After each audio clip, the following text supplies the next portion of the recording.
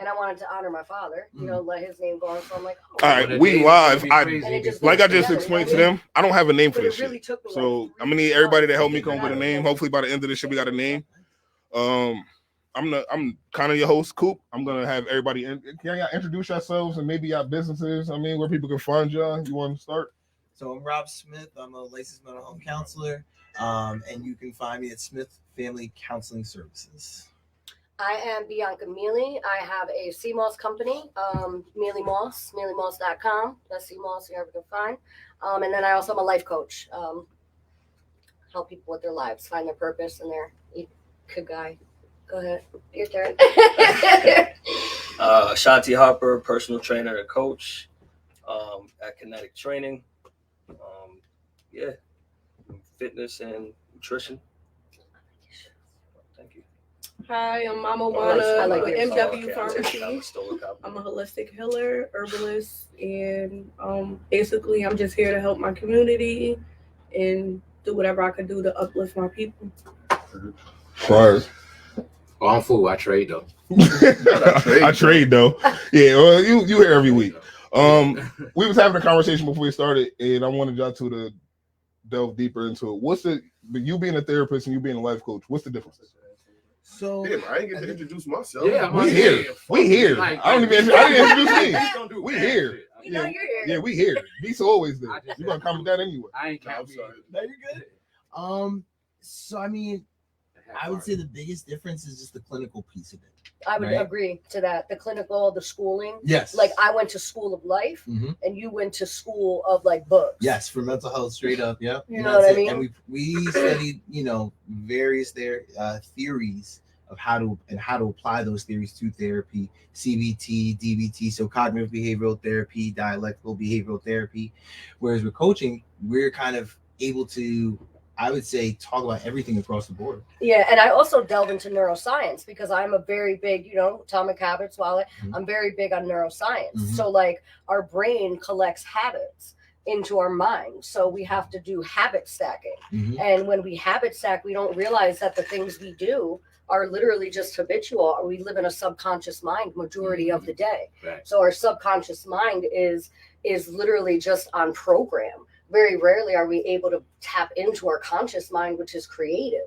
So we need to find the balance in between. So I dive into the neuroscience with life coaching as well, but I just bring people back to the purpose of life. Like it's not the material, it's not those shoes, it's not what that.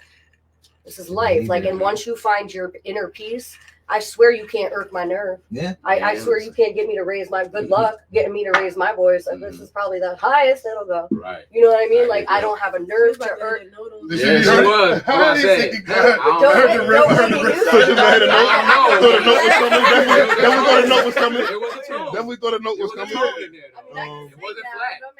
No, it wasn't So- flat. It wasn't So flat. I mean, I guess the difference in schooling, So Yes, schooling, I kind think, of. I guess 100%. schooling be like I guess. and credential, Right. credentials, Right. whatever. I mean, to get your license to practice mental health therapy, you have to do 3,000 clinical hours post grad. So you do your 18-month program to get your master's degree. While doing that, you're doing your clinical work while you're doing internship and practicum. And then once you graduate from that, then you have to do the 3,000 hours. Whereas opposed to coaching, you can come right out the gate.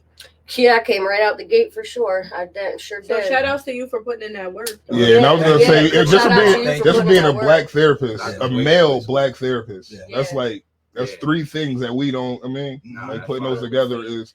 So then my question and would be for kind of both of y'all and Shanti as well is, what drives you to want to help people, mentally and therapy wise, and what drives you to want to heal people as much as you do? Because I know, like, your thing is, I promise you, if you get sick, call her. Okay. I'm not. This is not. I mean, it's an ad, but if you get sick, call her. You will feel better within 24 to 48 hours. I don't give a fuck what you sick with. I don't fuck what you sick with. You call her, you will feel better in 48 hours. I promise you. But what made you want to do that as opposed to sending us to CVS? I think from the Word. That's a fact, though. That's what I'm saying. So that's a That's a CVS. whole fact. so off the bat, I really feel like women are healers naturally. Yeah, True. And then also Talk that shit. I believe like my life experiences, growing up where I grew up at, and just being really just raised by good people, and being able to be kind of like empathetic to everybody that is around me, and just not be judged on that. And then later on in life, I had children, so now I have 6 children total. So when COVID showed up, because I've always been a healer, of course, like naturally, but when COVID showed up, I just felt like I kept just getting downloads, and I just kept feeling everybody's cries for help. And I was in the house healing my family and my children, so I felt like I needed to share that with everybody. I relate to you on that. I really do, because that's really where my healing journey came from. Like dark, like pain, like dark pain, like in hiding under covers in the room, you know, like real dark shadow work, like childhood trauma pain. And I went through that shit on my own. Like I grew up in a very nice, you know, a very nice community, but my mother didn't have so nice person in the house, if that makes sense. So it's like, you know, I noticed it followed me into my adulthood, and again back to habits. Like it was what I was used to, so I had to make myself used to something. But I know how it felt to really hurt in pain and have nobody. Like nobody. So I don't want people to feel like that. That's why I do what I do. We all have like our story, and we all have our different struggles, and it's really just about you experiencing the experience. And once you heal from it, you can help heal somebody else. So I think that was really the main thing. I was in the house healing my kids, because, you know, I had the twins when COVID first came out, and they had COVID. And I created the formula, and it got them like together after one bottle. Got the whole hood together. That shit got the hood together. Very, very powerful. That shit got the hood right. I'm not the only one with babies. So that's how I really started my business. I made the formula for all the babies basically in Albany that got sick, and it cleared. It worked for everybody. Wow. So basically, I'm gonna say I got like 99% success rate, because I feel like that 1%. I feel like that 1% is like it's always a number. I feel like it worked, but y'all don't want to tell me it worked because I'm me. And it's statistics, but like you know. I mean, it is what it is, or maybe sometimes you need a little more work. And that's another thing. You gotta believe. You have to believe. Okay. They cooking. Mind power is a powerful thing. And I pour all of that into my products. When I'm creating, I'm pouring meat into the products. Anybody could mix up herbs. Anybody can make body butter and skincare products. But in order for it to work like how mine works, it need my energy, and I'm pouring into that. But I'm not just the type of person that just talks. I'm really about that. And that's how I kind of assembled the Avengers here. It's like the Avengers right here, because she heals. She's gonna heal. These two heal you holistically and on the inside. He's gonna heal you mentally, and then he gonna heal you physically. So I think like, what she said is deep. Because I feel that way about my baking. Like when I bake something, like I'm touching this dough. I'm like, you feel what I'm saying? Like my energy is going into this that I'm making. And I really feel like that. And it has to be it's like intention. Like you pouring yourself into is alchemy. It's like intention, and everything has to be intentional. But that's what wraps people don't understand. Like, law of attraction. Y'all don't understand law of attraction, because it's not activated until you activate the law of love. You have to get pure, genuine love. Almost do something that she cooking, yo. I'll take your shoe off and throw that shit. She's cooking, bro. The law of awareness. How could you be? It's like the saying. You're really saying the serenity prayer, greatness, such things you cannot change, courage to change it. Do y'all ever notice that it actually goes backwards? Because how can I accept something or have courage of something that I'm not aware of? Right. I have to be aware to have courage to accept what I'm aware of. You know what I mean? So people just are on repeat. Again, habits. Repeat. You're not even listening to what you're saying. Everything is monetizational. So you can just remember a pattern, so it makes you just do a certain thing, turn into a robot. Yeah, everything, again, subconscious. You're not even, and you have to be very intentful about what you will never hear me say words like I think, I hope, maybe. No, I know. Like you have to believe. That's the hardest part. It's ask, believe, receive. It's easy to ask for something, but their people mess up because they ask for something outlandish or lavish that's not believable. Oh, I want to win the lottery. I want $1 million. Why don't you say something like, I want an extra 5,000? You can believe that. So now that you're saying more, I see the difference between you two. Like you're gonna do like she's definitely a coach. Yeah, she's gonna coach you through it. She's gonna coach you right through that. Absolutely. Yeah, and you need. And you can call her every day, and you're gonna get the same energy. Same energy before you could even get to that point. Starts up here. Yeah, and you're gonna play that part. Absolutely. You get what I'm saying? So you get your brain straight, physical, so you can focus on what she said. Physical is so important because even though I'm a healer, yo, I'm telling you, I'm healthy. Don't get me wrong. And my energy and my spirit, that's what carries me through life. But physically, if I get fit physically, I just feel like I'll be in the moon in the stars. I feel like y'all wouldn't even be able to talk to me because at that point it'll be just like. But it's crazy. Well, don't get fit. Well, no, I want to talk to me still. I'm gonna ask you, like, where does the physical fall into that? Here's my thing, like, and as a coach, I start to notice this as I train people is, people obviously come to me for like body transformation and to change themselves physically, but it's hard to even get them there without tapping into them mentally. So what I'm actually doing unconsciously is teaching people what these two or these three are saying, but just on a basic level. Like you guys are going to depth, like detail and stuff. But my main job is I can't even get you there physically unless I get you there mentally. Absolutely. So I'm glad you guys are even bringing this topic up because how do you teach people kind of, bro, how do you do it? How do you stay on it all the time? Like, how do you, and I'm trying to teach them habits, and how to build this stuff from even, with people, you just got to start with like the basic level. Yeah. You know what I'm saying? Like, it's a mindset. Life is simple. Really people complicate it every day. Life is really simple. Yeah. Like, I'm tired of people really do complicate it. It's like, listen, y'all got to understand something. You're complicating your life by not healing your traumas, bro. Like, honestly, like, some people don't know. Most people don't. Most people don't know they have trauma. I was gonna say that. People don't realize they have. I was gonna say that. I didn't know People just in a bubble thinking they okay, not really. We talking about this. I had to realize even through my child, through my own daughter, that shit. Maybe I'm not autistic. It's like, you know what I'm saying? But never been really diagnosed. Because I'm going to baby. Because when I look it up and see certain things, and then you know how the government injecting shit, but we ain't gotta go there. But you know what I'm saying? We could, but that's a little later. But I always felt, even with her, she's not like, you know, to all the way like high on the spectrum, but she has certain things. And according to who? In that part, because I kept telling my baby all her life, you good. Right. Ain't nothing wrong with you. Right. If whatever's wrong with you is wrong with me. That's why I used to tell, you know what I'm saying? So you good, baby. Ain't nothing wrong with you.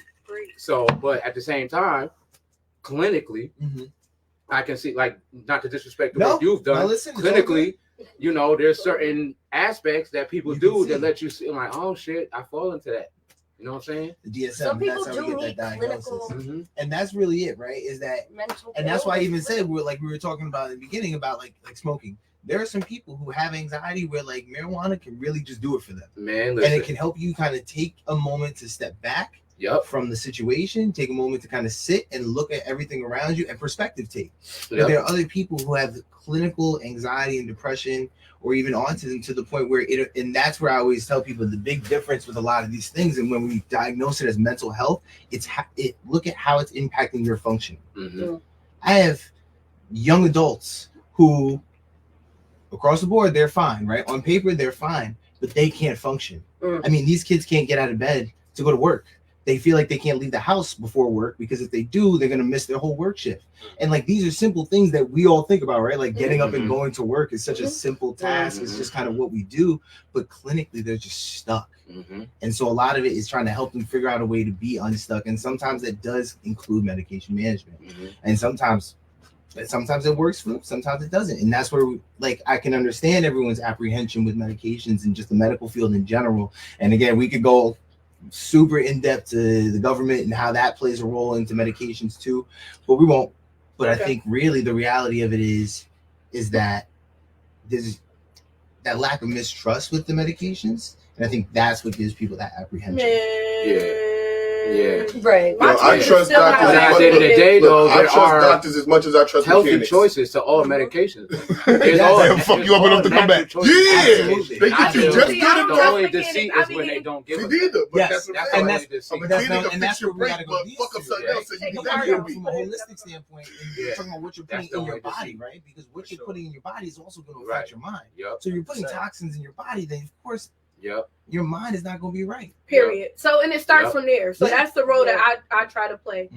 But it's not that you only, do play, not try. You No, do you play. do play. Well, I do play that part, but I Yep. can't.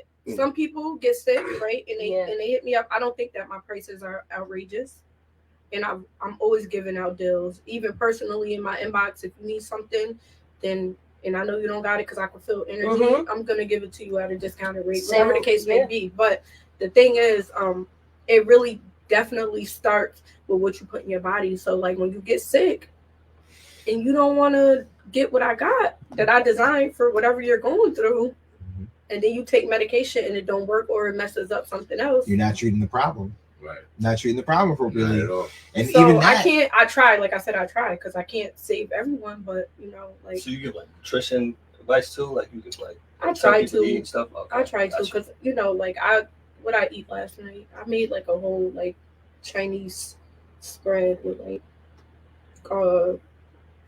General Toast chicken. I ate bad last night.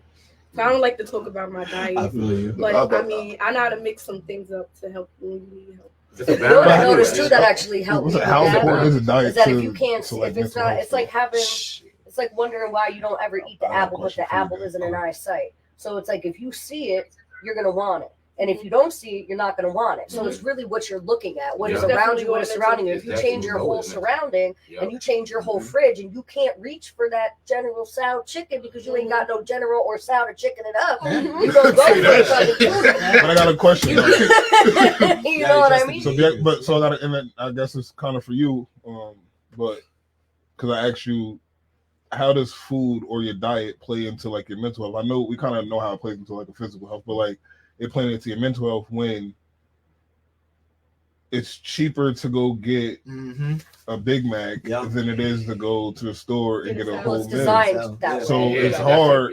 So and then we're doing that, and then it's the kids. So then we talk about mental health and how important it is. But if the kids are eating like shit because the parents eat like shit, and it's just a revolving door, how the hell do we fix this? I mean, a lot of it is the community itself. It's people like us in the community who are giving out these services and giving out these resources. But like, so even just in, I would say, past 5 to maybe 8 years, depression and gut health has been such a huge study.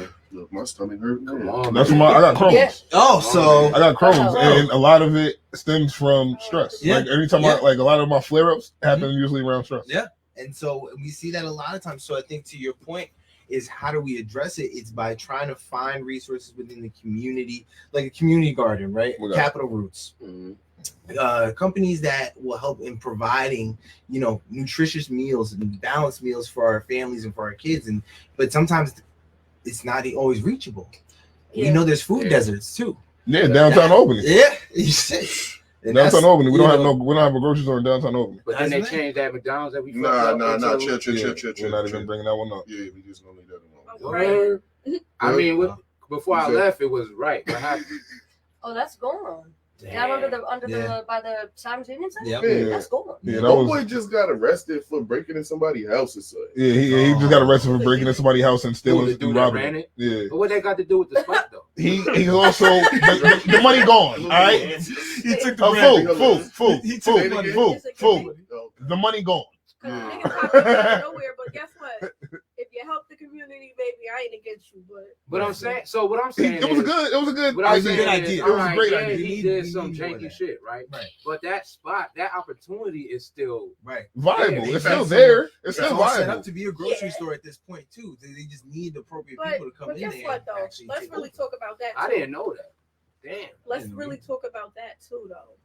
It ain't about like we could put the grocery store there, but we got to be real about who we dealing with in the community that we in. If people are gonna come up in there and steal and shit, like let's not waste our time trying to look like something and do small things. Let's really spend the time to put the work into to make the difference. So I still do make sea moss smoothies because I sell sea moss as well. But instead of me just selling people sea moss, I was making the smoothies and selling the smoothies. So it was people coming buying sea moss smoothies from me every morning. Day, and that's how they were getting their fix, and they were getting it in them. And then also, and this is only because they trust me. Before I started my business, I'm a trustworthy person. So, and people have watched me grow up and get all of these things. So they know me and they trust me. So they're going to say, all right, you know what, Taiwan, if you're doing that, then let me give it a shot. And when it works for them, now, after you get your CMO smoothie, you might want to run to the gym. You got energy in you. And you're not eating nothing. Not might. A lot of people used to take the smoothies and go to the gym, but you're not fighting on carbs. I'm not only going to give you the smoothie, but I'm going to say, look, come get the smoothie and don't eat that bagel, because the bagel's in Dunkin' Donuts, but it's not going to do nothing for you. You're going to be tired by lunchtime.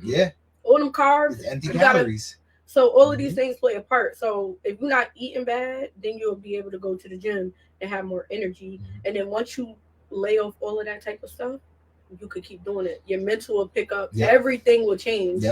So your diet is so important. I wish I could.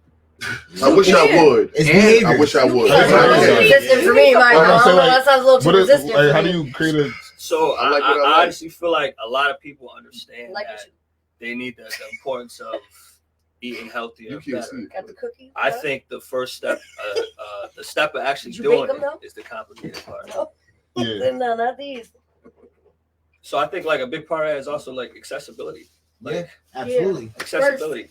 That's the first step. Come on, I want to. Like you said, you sell CMOS. They both do. How far are you away from where I live? I got to drive across town to. Especially, and I hate to say it like this. Baby. I was Oh, good. She was mobile with it. But like you said, it's accessibility. It's only because I know too, and I hate to even say it like this, but as I've gotten older, my desire to go out and get things that are less convenient is plummeted. You know, so you got to really keep yourself in that mindset of wanting to do better for yourself, and that's why I think, like you said, it starts at the bottom. Because you have to find it as a convenience. Yes. Like you said, you struggle to leave the house when it's an inconvenience. But if I guess it's for your health, then it should be a convenience. Like we don't prioritize the health. Yes. To make it a convenience. Because I need this as much as I need to go to the doctor. Right. I need this or if I'm as not much as I need to drink water. I haven't been to the doctor in a very, very long time. So it's like I'm at least do this if I'm not going to go to the doctor. It's like you take a Tylenol if you got a headache. On a very My son is 8 years old, and this is another thing. And he don't go to Waterloo School no more, so haha. But they tried to get him. My son's never been vaccinated, not once, like not one vaccination. And Waterloo needed, vaccination papers. So he got vaccination papers. Here you go. Nobody checked. Nobody checked. Nobody checked. All they needed was the. Hey, but I'm about to say. I'll edit that out. Yeah, thank you. I'll edit that out later. We love. But I'll edit that later. Edit that out later, but. You feel what I'm saying? Like it's all it's all just people don't even understand what they're doing. And I'll tell you that he's never had a booger. My son is there. He called me yesterday because he's in North Carolina with his father. He's like, no, seriously, never had a booger. I'll call Nico right now and say, Nico, what's Tylenol? He'd be like, it doesn't exist. You send my CMOS yet? He called me the other day, like, Ma, I got an ear infection. You gotta send me my CMOS. And I'd be like, Barry, what's Tylenol? He'd be like, I don't know. It doesn't exist. Right. Say that. It's a difference. I could see the difference in my younger children, my twins, versus my other children. They all are special. They all have superpowers. But these little babies, they're extra special because they were in COVID. We didn't go and get vaccinations. And they were able to have imaginations that were just bigger than anything that I could imagine.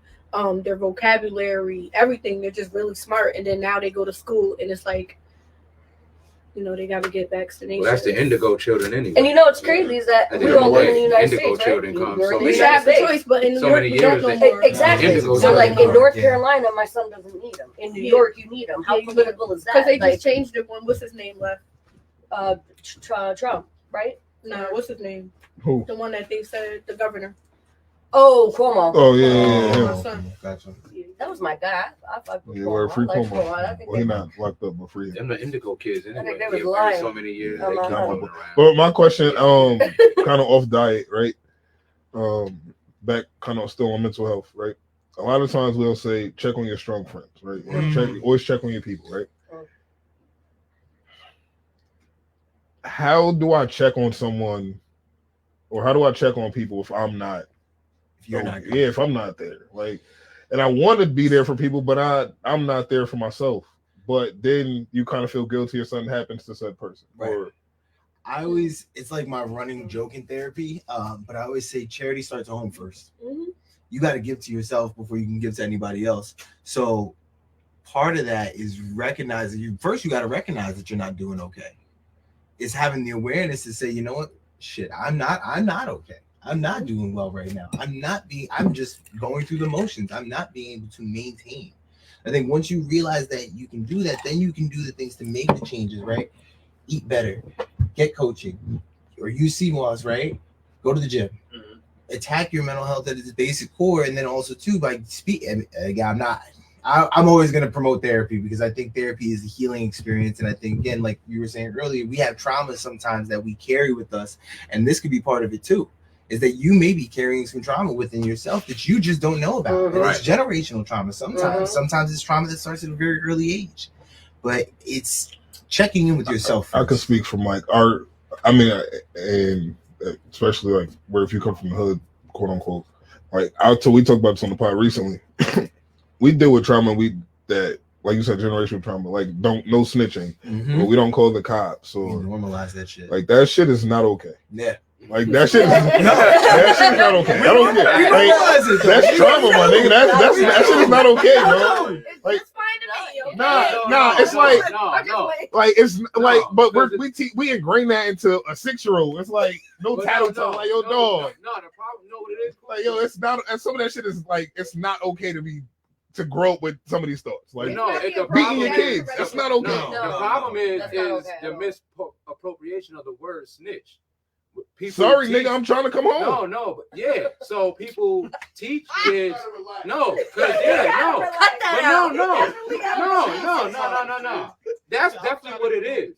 But it's on a criminal basis. A civilian can't be a snitch, and that's the problem. People keep if you pay taxes, what it is. You could be a tattletale. So yeah, sorry, nigga, I'm trying to come home is a nigga that did the crime. So you have to be implemented in the crime to be a snitch. Okay. And that's where the misrepresentation of it is. So but we're not explaining that to kids. So we just say kids no don't snitching. Be a fucking snitch.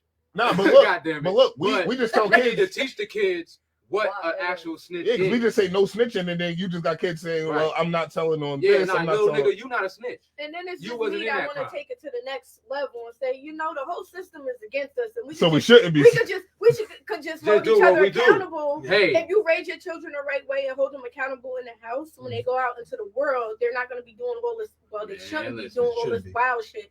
And then you get what I'm saying? You gotta hold your brother, the people that you're around every day. You gotta hold each other accountable. Right. And it don't matter how you feel, who you gotta hurt.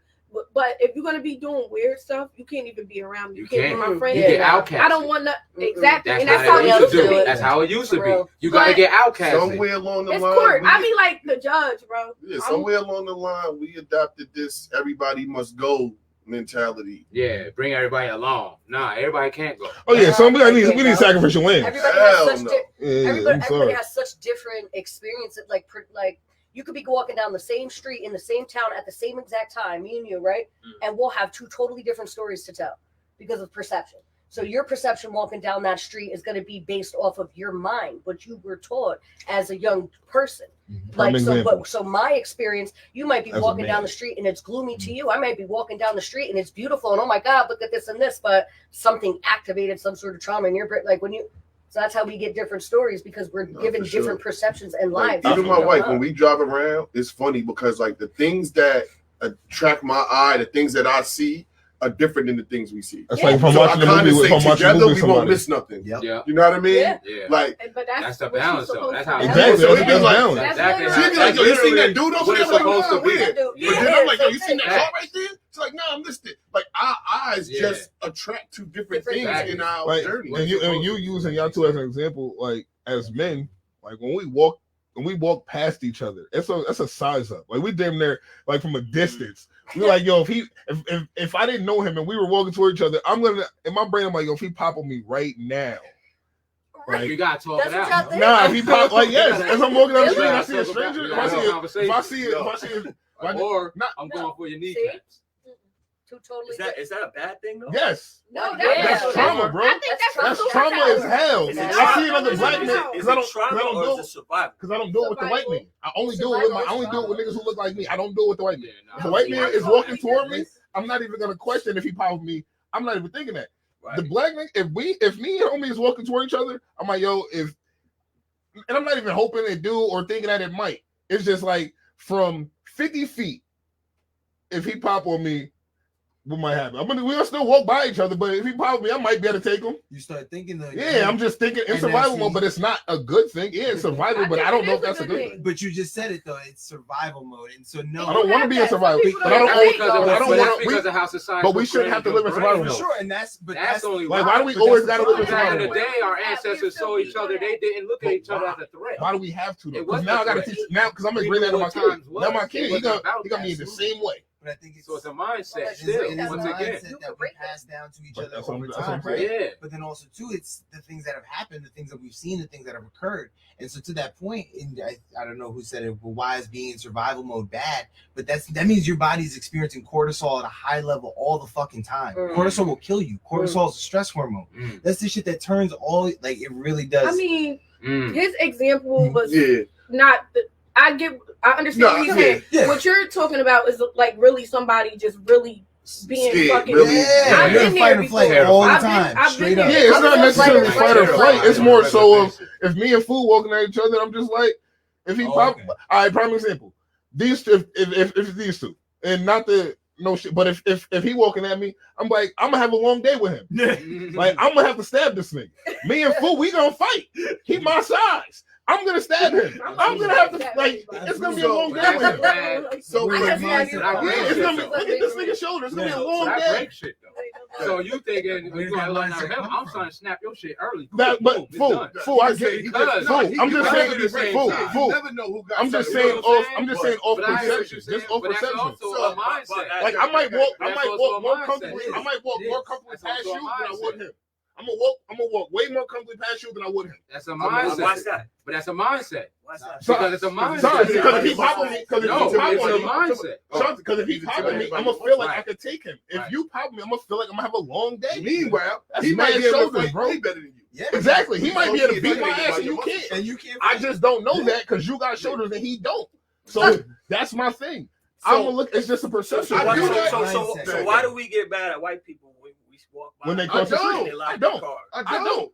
You know what? I don't. You know why? Hold on. You know why? Because wait. No, hold on. You know why? I'm gonna tell you why. With a scar on my face, I know I look like a threat. I know most people think I went to prison when I went to college. I don't take nothing. But white people do though. Also, I be feeling like I feel the opposite. You know. I feel like we just even if you're out here on the hunt for a target, for a victim, I bet you won't choose me. Like, I never feel like I'm about to be the victim. I just told my man that. He bigger than me. We get in the car the other day, some Spanish guys walking by. He was like, yo, all right, get away from me. I'll poke you up. I'm like, fam. I never felt if they was that close to you, it's because they didn't realize you was there. Ain't nobody hunting for you. Right. You 6'4", almost 300 pounds. You ain't no victim. Tough, why do you have victim mentality? Nobody's seeking you. Like, you know what I mean? So now, but what he said, like, if I'm with my wife and I go into a restaurant or something, I definitely assess the restaurant. I look around, see who might have something with them, with a little squabble with them. I check all the exits. You know what I mean? So I do that. You know why I don't get mad at them for doing that? Because I do it when these little niggas walk by me with a shiesty in 90-degree weather. I'm doing that. I want to cross the street. When they walk by me with a sweater and a shiesty on and it's 90 degrees, I cross the street. I look, click. Question is some shit too. Click. I'm scared of them little niggas. When you don't take your hand out your hoodie with a shiesty on, click. Looking right in their eyes. Because your eyes are still showing. That's fine. And I click. I'm not mad at them. Like I said, I'm from New York City. When I walk through the train station, I look every single person I pass dead in their face. Like, yo, what's good? It might be healthy, but it's your Peace King. How you doing? Yeah. Everything good? Yo, respect. We don't even know. It might not be my trauma. She said is to acknowledge everybody. But also, some of it is to break the ice because I know people may be intimidated by me, and once I speak and smile, it takes them down. Now I'm not the same threat I was a second ago. Like even And it's something, like I said, I'm 46. It's something I had to learn as I got older. Because I used to, like, I'm an introvert, low-key. So I'll be sitting here quiet, just observing, just listening. But then she'll leave and she'll text you like, yo, that was cool, but what's wrong with your man? Well, he was just sitting there with the face on. You know? Yeah. So I had to start smiling. I had to start speaking first. I had to start greeting people. It makes the Not I'm the threat. You break the ice. I mean, I went through that a lot, you know, because Wale, you know me for many, many years. Like, no matter, like, when you were talking about the trust thing, my friend Kahim, what's up, Kahim? Shout out to you. He told me many years ago, he was like, Bianca, people have been buying you for years. You could put a sock online, and people will buy the sock because they buy you, they trust you, whatever. They know that whatever you do it well. You research it, you study it, and they know you have good intention. Like, I give this T-ball shit away. Like that's what she was saying. Like that trust started before your business started. Right. Like I could put my earlobe up and be like, how much? Because they trust like that. And because I have good intention. Like it doesn't matter what people have said or did. People used to think that I was very hosted, like very like, oh, because I wasn't, you know, I worked in hip hop. I did hip hop modeling. I'm where the money the fuck is, okay? If the money's over here, I'm fucking there. I don't understand it. Why y'all mad at me? Because I'm chasing we live in a constant world. Yeah, and everything is changing. And you're able to do it. Like for whatever, I have a niche for this type of shit. I'm good at it.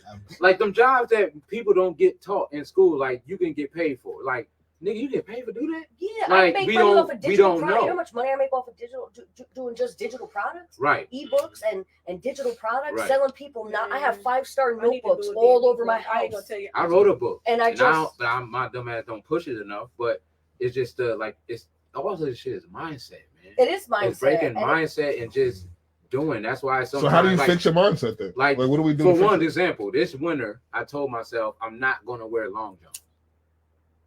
You got a long john? Why? No, because every winter I wear long. Like, damn, it's cold. But I'm like, cold is a mindset. Cold is a mindset. And then get my brain and tell myself I don't need that. Cold is a mindset, bro. It's a mindset. It is. Wim Hof. Because when I was younger, my nana used to be hot. And we used to be walking everywhere. My nana used to be like, I was like, damn, that is hot. She was like, boy, that's a mindset. Just think about a cold place. So I just started. So going off that, somebody had mentioned the first step you take would be to change your environment. And I totally agree with that because that's like, if I'm a crackhead, no offense to all the crackheads. Shout out to the crackheads. They don't die. Crackheads never die. Rest in peace, Mama Love. A couple that gave me a couple dollars. Shout out to my aunt. I'm trying to detox from crack, but a piece of crack is right there. Yeah. How am I gonna change? It's hard. I get that, but my grandmother, you know what my grandmother used to say? Yeah. No matter where you go, you are there you are. You are, yeah, facts. So my grandmother always said, because my mother used to try to do that. Like, come to another city and start over. Yep. Well, that lasts for about 2 weeks before she migrate to where the other crackheads is at, and now she in the crackhead. Like, no matter where you go, there you are. Yeah, so you really, like, it's really internal. You have to change your mentality because if not, no matter where you go, you're going to seek out what your vice is. Prime example. But you can't put yourself to somewhere where it's less accessible. If you have to, though. I've said this. I still agree. That's definitely like part of your mindset, though. That's your mind, bro. So, for example, I do fitness and nutrition, right? I was gonna ask people ask how I was able to change the way I ate. That was hard for me to do until I cleared out my fucking cabinets with shit. Yeah, bullshit. You definitely gotta do that. Yeah, like we were talking about earlier. Like I cleared out my whole environment. You don't gotta move, but in your own home is where it starts. Exactly. Now when I open the fridge, I told my brother. Me and my brother had that conversation before. All I see is healthy, so like I have to go for the pear. I have to go for this. I gotta go for the whole wheat wrap. It's just there. And then once you start eating healthy, not for nothing, once you understand what they really are putting in our food, like when you it changes everything. It changes everything. It changes everything. It changes everything. Hummus. I want to help. I want to eat healthy, but I need a sponsor. I've been fucking. Put in a blender. I'm making all types of style. Put the jerk chicken flavor. I try to shop for my kids. In what? I've been doing you put jerk chicken flavor in what? Might as well. What you say? You put jerk chicken flavor in the smoothie? In the hummus. That's actually probably fire. That probably is fire. Man, that sounds really good. I've been thinking about it because the more I make, and I be going to work, people tasting it. I'm like, they're like, yo, you made this? I'm like, yeah. I'm like, because like you said, it's a mindset, and I knew that. Like 2017, I started changing my mindset. So it was like, I'm gonna start doing this. It ain't gonna be overnight. It's gonna be steps, and I realized that. But I'm gonna just do that shit. Yeah. Because I'm not going to keep eating this shit no more. Like I'm not Yeah, on a consistent basis, and it's all a balance. Environment. You know your body, I think too, is a main thing. Because as you know, everybody with the bodies, like you gotta know your body. Everybody's body ain't the same. Some people can fuck up McDonald's, and not to say that it's good for you, but like my friend, don't affect them how it affects you. It ain't gonna hurt you. How it's gonna hurt externally. But internally, remember we started some of this talk about gut health. Yeah. You feel what I'm saying? Sleeping patterns. Yep. So it is affecting you. It is. You may just have good genetics. Like, let's be clear. Right. That's 46. I'm in great shape. I ride my bicycle everywhere, but I eat horribly. I sleep horribly. Like, so internally, like I just said, my stomach kind of hurting now a little bit. Like, you know what I'm saying? That was one of the reasons I ain't getting no juice and I got some water. Like, yeah, I need some water. And that's the thing I started realizing when I was like in my 30s. Like, I don't want to be like that. So I started eating. I was just thinking of him not being on camera. But I still realized for me, my metabolism's still like this. Right. So I'm like, okay. You could eat 10 burgers and not do nothing to you. I eat one burger and I feel like the burger. But then for like a month, I'll say I'm not going to eat that. I'll just eat fish and vegetables and do that for 2 months. And then if I feel like, all right, you know what, I'm about to wild out on mad tacos, and because I can eat a lot at one time. Because it's hard when my consistency is key. Once you start changing it, your mind is subconscious. It goes away. I'm gonna go back to I got a good example for the changing environment, because you said it's not necessarily changing where you live, right? So I had this conversation with my brother not too long ago. So most people know my brother got sentenced to 87 years in prison, right? And he was he was in all, and it's all drug shit. He was, it's no murder, nothing like that. It's all drug shit, right? Wow. And I was having a conversation with him because he had exactly that's bullshit, it's crazy, right? For drug but he has a son who's 3 years younger than me, and his son is in another jail. And what I told my brother was, I've seen you blow $20,000-$30,000 in a week, in a night sometimes. Like, I've seen you blow a lot of money, and the one thing you didn't do was change your zip code. Your son is following in your footsteps because the one thing you didn't do was change his zip code. You could have put him in a different zip code because you had the money. Like, you were paying $1,000 a month for your rent. You could have paid $1,500 a month or $2,000 a month, and he would have been in a whole different zip code with a different school, different friends, different food, different environment, different access to different things. Instead, you kept him in the same hood where you was from. And then that trickled down to his money, right? Yeah. So now he has a son, and he's in another jail while he has a young son. So it's a cycle. But like I told my brothers, because you had one job, all you had to do was just change the zip code. That's it. You could have went from 12202 to whatever the fuck Colony is. Yeah, he's on the floor from whatever the fuck whatever the fuck Colony is, and it would have been a whole different. It would have been across the water to Rensselaer, right? Because it would have been harder. Anything. It would have been hard to get access to it. So it's like changing your environment in your house and where your house is.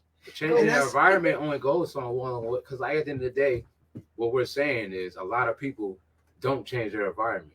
So some way we gotta change the motherfuckers around us. Well, and that's where that's your environment. That's your environment too. That's one environment. So cleaning your closet, clean up your cabinet, clean your cabinet with people. Moving away from them ain't gonna change it, because like baby kids, they don't die, they multiply. So just because you move away from them, they still gonna trickle. They gonna trickle into where you at mindset wise. No matter how much money that we're all talking about, at the end of the day, we're talking about mindsets. So the richest motherfucker can still have a fucked up mindset, and nigga ass, ghetto ass shit can still occur. No matter how much money. And we talked about the food we put into our bodies. That's part of the poison. Yep. I don't care what nobody say. The music, the video games, and the movies that we glorify. So like all these shooters out here, and parents can't figure out why. It's because you sitting here idolizing the characters on Power. Right. So your kids want to mimic. They want to be three. I saw the most. They want to be three. How don't you get that? Your kids want to be three so bad. Little kids playing GTA. He's the most athletic drug dealer I ever seen. He can run through the whole city. He had one car. For one episode. That shit was designed to get their brain because it's colorful. Yeah, I don't know no colleges who want so much drugs. That much drugs? I know colleges that sell drugs to get by. These niggas sell drugs to be a kingpin. I'm gonna be a kingpin. And you know what I do? You know what I do? As soon as I saw it, I knew that a woman recorded that. Recorded what? the little girls talking about town, twerking and all. Like, there was no way a man stood there with that. No way in hell. That's a grown ass woman. But why are y'all like? And then you wonder why. It's like, come on. I have the answer to why. I have the answer to why. The why is they have tricked us into. Do you know what one of the number one commodities in this country is right now? Attention. Our kids. Mm-hmm. Yeah. And they have tricked us into selling our kids. Yeah. So if you almost think your kid even almost got a talent, put this video, get up out there, get there, let somebody see you, and hopefully they'll pay through it. I'm gonna monetize my child ASAP. I don't play with mine. Yeah, as you should. Well, that's crazy. Niggas monetize the shit out their kids. And it's crazy that yo, your kids be ass in sports. Y'all got highlight film. Your kid highlight film be 30 seconds, bro. Imagine owning a tree, and only that tree can grow this particular organ. Like only so I got a highlight flag film. Maybe someone for the love. For the love. And it does start at home. Like my son, baby I Grunt. don't know. The little kid, baby Grunt. Like you can't tell him nothing. He meditates. Like he tells me, talks to God all the time. He be going to heaven. He tells me lions can fly. Like my son is 8, so like he has this thing with God, Jesus, and it does start at home, you know. But my father always instilled that in him. Like he would. So I think it just is from where.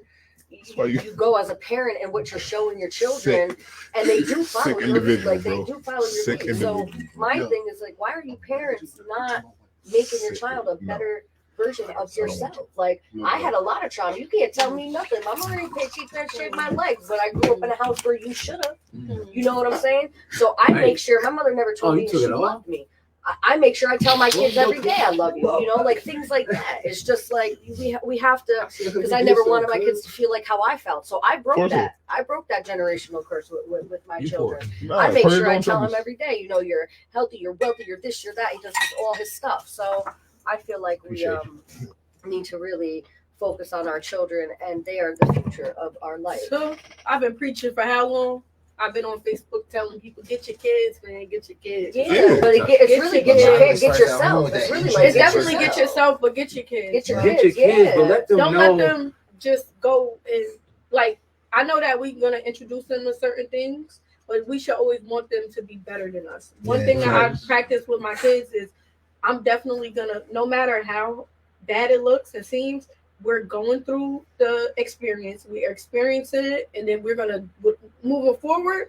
We never gonna be back here again because we're gonna know better. And we're gonna do better. Processing. It's okay. We all human. It's generational trauma. Some things that I may have been through. My kids, my daughters. I watch my daughters go through some of the things that I've been through now. But I'm happy that I've been through it, and I can still be there for you and coach and talk you through it and help you get through it, so that it's not going to keep you down like it kept me down for so many years because I didn't have nobody around me to kind of put me on. And so that type of processing, right? Like that's what's missing, I think, in a lot of people's homes, and I think that was missing for a lot of our generation in general.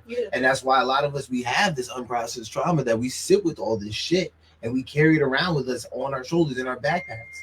And that's literally why we are fucked up. We are depressed. We are anxious. We can't get out of bed. We can't get out of our own way. I didn't notice how fucked up people were until I healed myself. And that's why when anybody ever comes at me with, I know who I am. I know I'm a good person. I know I love everybody unconditionally, and I don't want nothing from it. I don't expect it. It's because it's just the right thing to do. People misperceive me all the time. And I'm like, no, I'm trying to tell you, like, I genuinely love you. You could do some fucked up shit to me. I still love you, because that's just a projection of you, and it makes me feel empathy for you because I realize you're really fucked up and you need some love. You want a hug? Like, I'll give you a hug. You do some fucked up shit to me, I'll give you a hug. And guess what? That's going to make you feel even more fucked up because you want me to respond the way you you want to bring me to that. No, we ain't doing that. You're going to feel it. You're going to take that Kings out. and queens give mercy. Yeah. Like, you have to give mercy, like, emotionally. You're a peasant, so I gotta be like, I can't just. What she said?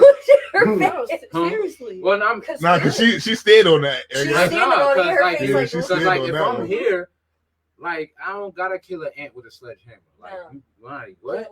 Like, that's beneath me. It's some people that, for me personally, that they just go against the grain. They go against everything I stand for. I don't care if you black. I don't care what color you are. If you're going against what I stand for, then you will opt to me. Yeah. And no, I'm not gonna waste my time trying to kill you or go after you. But you're gonna have to stand over there. Oh, absolutely. Yeah, you come over here, I'm gonna act accordingly. No, absolutely. And that's just that. And that's just that you let them know that. Like, look, and I think we don't ride. You stay over there. A lot of people get it confused trying to like save the world. Like, oh, all right, I'm just all for Black power, but you can't save everybody. We already talk about what Black is. So and the reality is too, you can't provide education to everybody. It's a mindset. People got to go seek their own education and their own validation.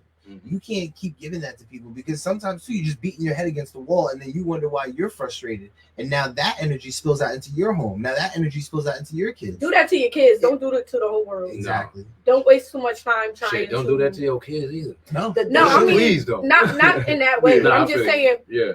Pour energy into them. Make them feel. Yeah, make them feel. Good in an individual. My biggest fear is that I'm gonna leave this earth with information that I didn't give to somebody. You'll bring it back in your next life. Yeah. And it'll already be here. Yeah. So you don't have to go through that. Yeah. It's next an energy. Time. Yeah. And I'm even if you believe in that, it's real shit. Just what it is. And we all have cycles, like how our lives go. Like what they say, I mean, to my belief is like we have cycles. So you'll know, like in this life, how far you are from your last life, if that makes sense. Like like I might have one more, but I don't even think so. I think that at my age, I'm 35. I think this might be the last one because I swear to God, because I've healed enough. We're never fully healed. What's something that starts but never finishes? Something that starts that never ends.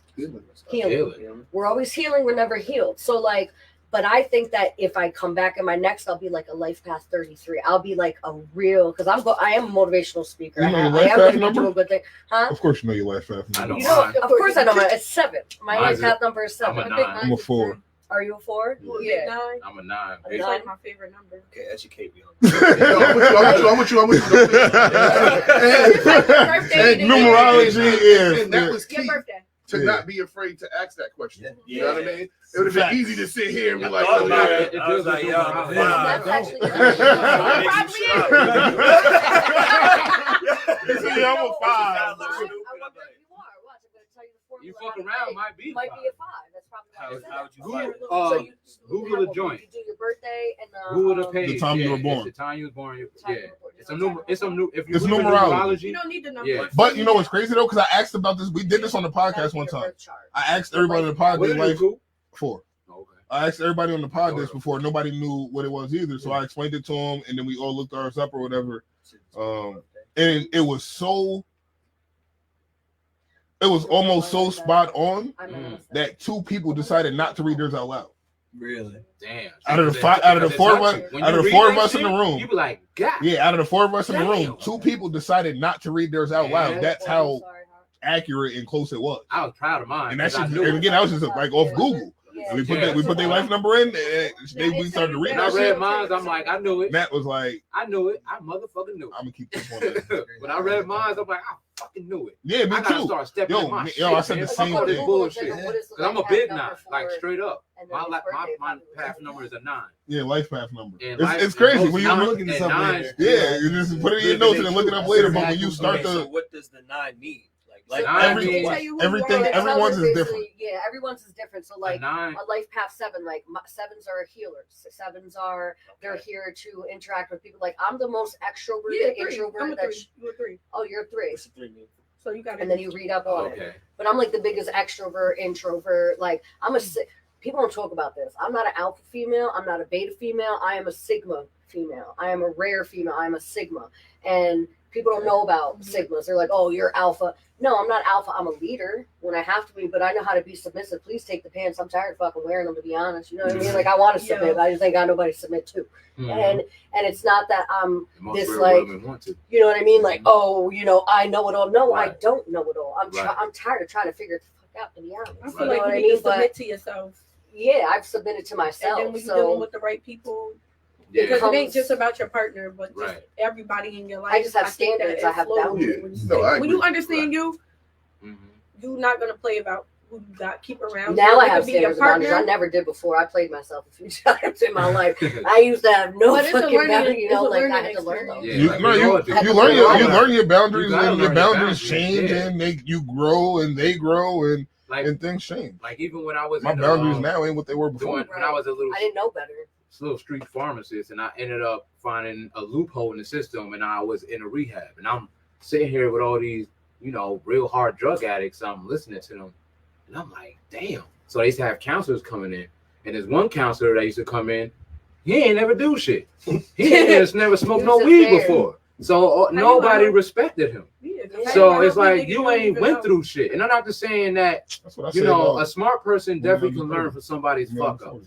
But certain things in life, you know, what don't kill you make you strong. It's the experience. You know what I mean? So experience holds a lot of weight. Like they say, you can't turn a hoe into a housewife, but a hoe with a good mindset will be the best. Hoes make the best housewife. Hoes make the best housewife. With the right mindset, she would be the best wife. And she has the right mindset. She's the best. Not the best, but they make great. No. With the right mindset. She's gonna be a good housewife to the man that's as good as her. Like in that moment. No, because with the right mind. That's why I said with the right mindset. To whose standards though? Because you can change them with the right mindset. When I say this, we was all somebody hoe at one point. A hoe is shit. I know I was. You know, we was all somebody hoe at one point. Let's say this. No, how about this? How about this? Hoes are untrustworthy. Well, no, how about this? The word hoe was given to us, so it's a title. Now, a real hoe makes money off of whatever said thing you're doing. So even when we use the word, no, a slut does anything for anything. Yeah, okay, I see. I think hoes are just. What we're doing is just living life, though. And we get caught up in these labels that motherfuckers put on us to make us feel a type of way. Yeah. When we just living life. Period. No. We're not justifying no whole shit. Nah, you can disagree. We don't gotta agree on everything here. Shit. I think that hoes are just untrustworthy. But what's a hoe to you then? Sure. But how about that? What's a hoe to you? A female that just or man. No, or man. Or man. Right? Yeah, man can be hoes. Okay. Female, male that just be doing anything. What's anything? Anything, just do anything. Like with anybody, do anything. Just don't have. But that's standard. A slut. Then. No, a slut is somebody that's gonna just. No, I think that's a difference too. Like hoes is to me just goofy. All right, which ones? Who get paid? All over the place. Hoes get paid. I think whores get paid. Hoes get paid. So they ain't nothing goofy about that. Nah. Hoes get paid. Ain't nothing goofy about that. They not hoes. Then they're sluts. Yeah, I think if you fucking free. That's what you think. That's what you say. But that's the word. No, I think a slut is like to me. Slut is like a yeah, no, it's a science, no, a porn star get paid too. So what? That don't mean she not a slut. Man, it does. That don't mean she not a slut. No, it does mean that. That's what you. But no, that's the real word. Like the real. No, wait. Next show. No. The next episode. The next episode is the OnlyFans episode. Don't worry about it. Oh, for real? Yeah, I got an OnlyFans episode coming up. Where I bring, a couple people just to dispel some of the negative connotations about OnlyFans because it's not always bad. I was talking about that. Somebody said that I should do an OnlyFans with my motivational content. Yeah, so because you can't get censored on there as much. Yeah. Like somebody, I should do OnlyFans. I mean, just cook in the kitchen with just you can talk about anything on OnlyFans. People do cooking on OnlyFans. I'm saying it's less censorship because it's less. I can get subscribers. That's what people don't realize. If I'm just in the kitchen, just an apron, ice me an apron and food. Yo, remember when I tried to do my own? I'm gonna get you to train for like 6 months. It's not just sexual, right? I'm in the kitchen with just an apron. People just assume that you can do whatever. And the apron stopping my waist. Anything. I'm about to start an OnlyFans, y'all. You can do anything. Mine's gonna be called OnlyPans. OnlyPans, yeah. You said that. I saw you said it. It's gonna be OnlyPans. I like that. How many people would I like that OnlyPans. See the thing. All right. So the thing about being a man with an OnlyFans is you have to understand that 35% of your audience might be men. Yeah, and I'm okay with that. Yeah, that ain't my problem. That ain't got shit to do with me. Yeah, but that still depends on your content. Yeah, you got to understand that 35% of your subscribers might be men if you're a man. Yeah, I'm okay. If you don't see them, they see you. Because men are going to subscribe to your OnlyFans. Yeah. I mean, but what's that mean? Yeah, I mean, if you're not doing but that, you gotta. But some people get uncomfortable with it. Like, yo, bro, if you want to do OnlyFans, you have to understand that it ain't gonna be women just watching your shit. Some niggas want to see you too. Well, that's if you do. Some niggas want to see how you perform. Oh, you mean like sexual stuff? Yeah, I'm saying that's if you're doing nasty. I mean, if you're not doing nothing nasty, you nah. I said I'm gonna be in the kitchen with just an apron on, and the apron stopping my waist. Well, You ain't say all Only that. pants. Only pants. Only pants and no pants. Now I get it. Only pants with no pants. Like Daffy Duck and them. Okay, I got you. Porky Pig style. So your ass going out, like in the back, like if you turn around, your ass goes motherfucker with your the ass pool and cheeks shit. out, cheeks out. Oh, okay.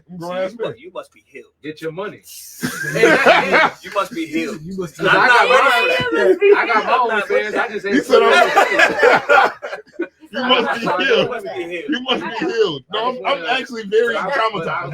That's why I'm able to do shit like that. I'm very traumatized. What I want to do. Yeah, no, I had an OnlyFans. Remember, I dropped a little Save It Trace Room video years ago. Fire shit. Mm-hmm. But my whole video was just really me sitting on the couch being cute. Yeah. I cannot do all that extra shit. It's not in me. Mm-hmm. I only know how to be cute. And the niggas don't want to see that. They want to see. Yes, sir. Yeah. We definitely don't want to like the women. I want y'all to stop when butter on camera. See, the thing is, right? So did it work for you? I don't like when it did not work for me. I don't like when the regular girls fuck up the whole shit. Right? I don't like that. So like the ceiling challenge, right? I don't like that. So you got the hoes doing the ceiling challenge, right? They taping the phone to the ceiling and they twerking. I don't need shorty to tape the phone to the ceiling and then open the Bible. Don't ruin this for me. Oh, I saw that. Don't ruin it. Stop. What's that mean? Keep the Bible. I want to see ass. The ceiling challenge is about ass. Don't take the phone and open the Bible and read it, bitch. I don't care. You had her fucked up. No, I want to see ass. I came here for ass. I want to clap the shit on the Bible. I don't know. Figure it out, but don't. It's all goes together. It's actually more. I want to see ass. More erotic to me. I want to. If you ever been on Instagram, right? You ever been on Instagram and you click on her story, and she had just went out that night. So you scrolling. I mean, she twerking. All her friends is on there. They lit. And then it's a video of her twerking, and then the next one is of her kid. By a whole nother man. That shit don't make you mad. I clicked on for ass, and then the next one is your kid. Why? See, that's bad marketing. That's bad marketing. That is terrible marketing. I clicked on for ass. Why is your kid on there? Keep that little nigga on Mondays. That little nigga should not be posted on Friday or Saturday. Post him on Monday. Shit. Post his little ass on Monday. I came for the silhouette challenge. I mean, when it was all right.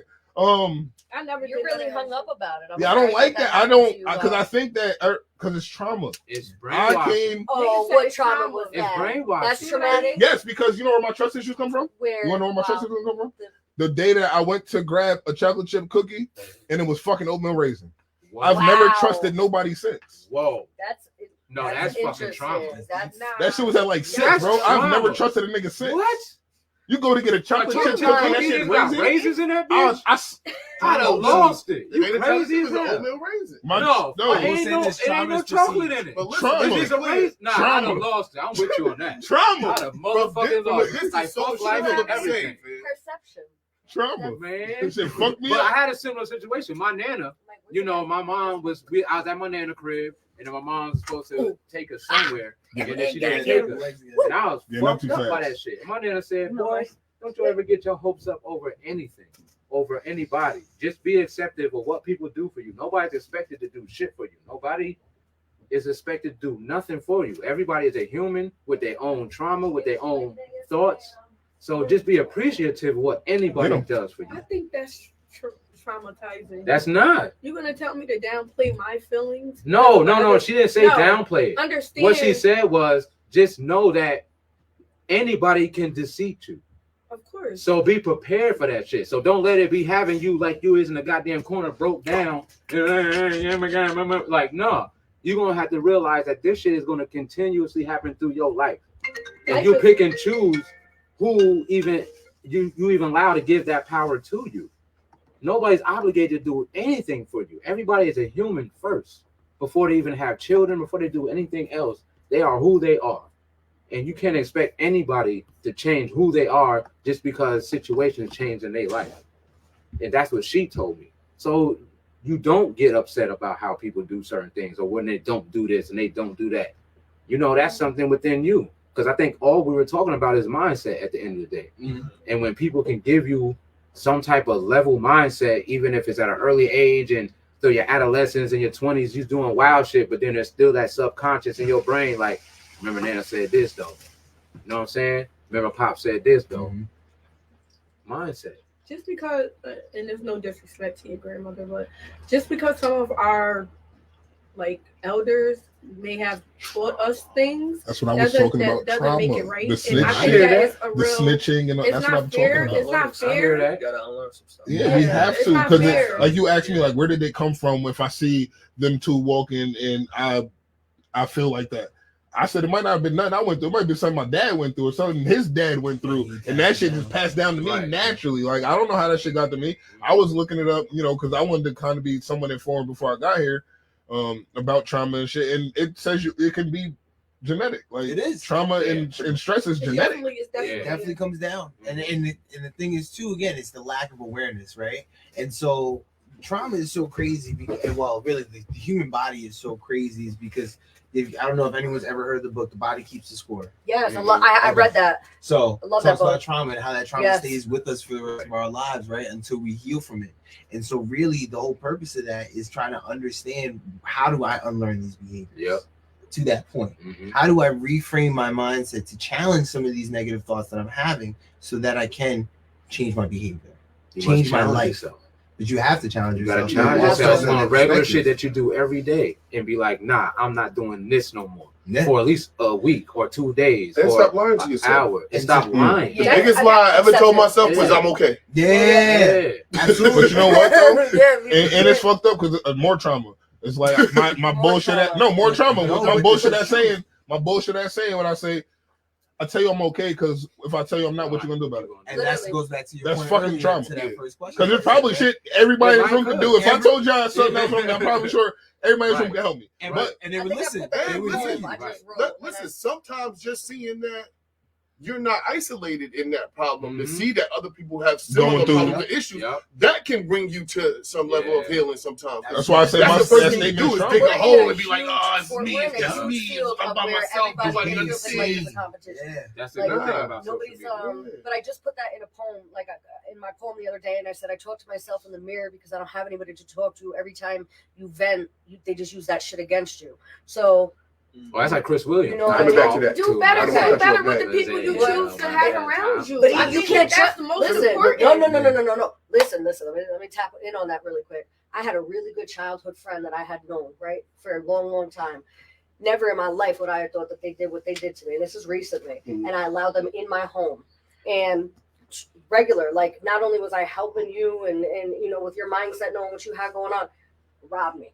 We all been similar. So it's like, how do you know if you think that a person is a certain person and then he ends up being a person you never thought? Because it's like what I just was saying. Don't expect people to do anything for you other than what they do. You disservicing yourself. You gotta be on your shit. Short by not setting expectations for everybody that's around you. You can't set expectations. To a certain extent. He was for your mental. You have to, bro. You have to. You got to be serious about everything that you do. Bro, like for this show, like he's not just inviting people to my house. This is still my house. Like we talk about it, discuss it. He's seen me links to different people pages. Like, okay, cool. I'm all right with it. Yeah, no, I understand that part. And let's be clear, even when that part I'm beast. The second I sit here and I'm not all right with it, I'm gonna actually leave. Right. Right. Of course. But that's what I'm saying. But it doesn't have. But and that's all you have to do. That's what I'm saying. You don't have to get all emotional. No, you can't. It's okay to be emotional. It's okay. I'm not saying it's. But yeah, I call men sassy. Not when it fucks up your mental thinking, though. No, it don't. It might do temporarily, but so I get what you're saying. I get what you're saying. I see what both of you guys are saying. Because to your point, you're saying you don't let those emotions affect the decisions that you're making. Right. Is he really saying that? That's what it sounds like to me.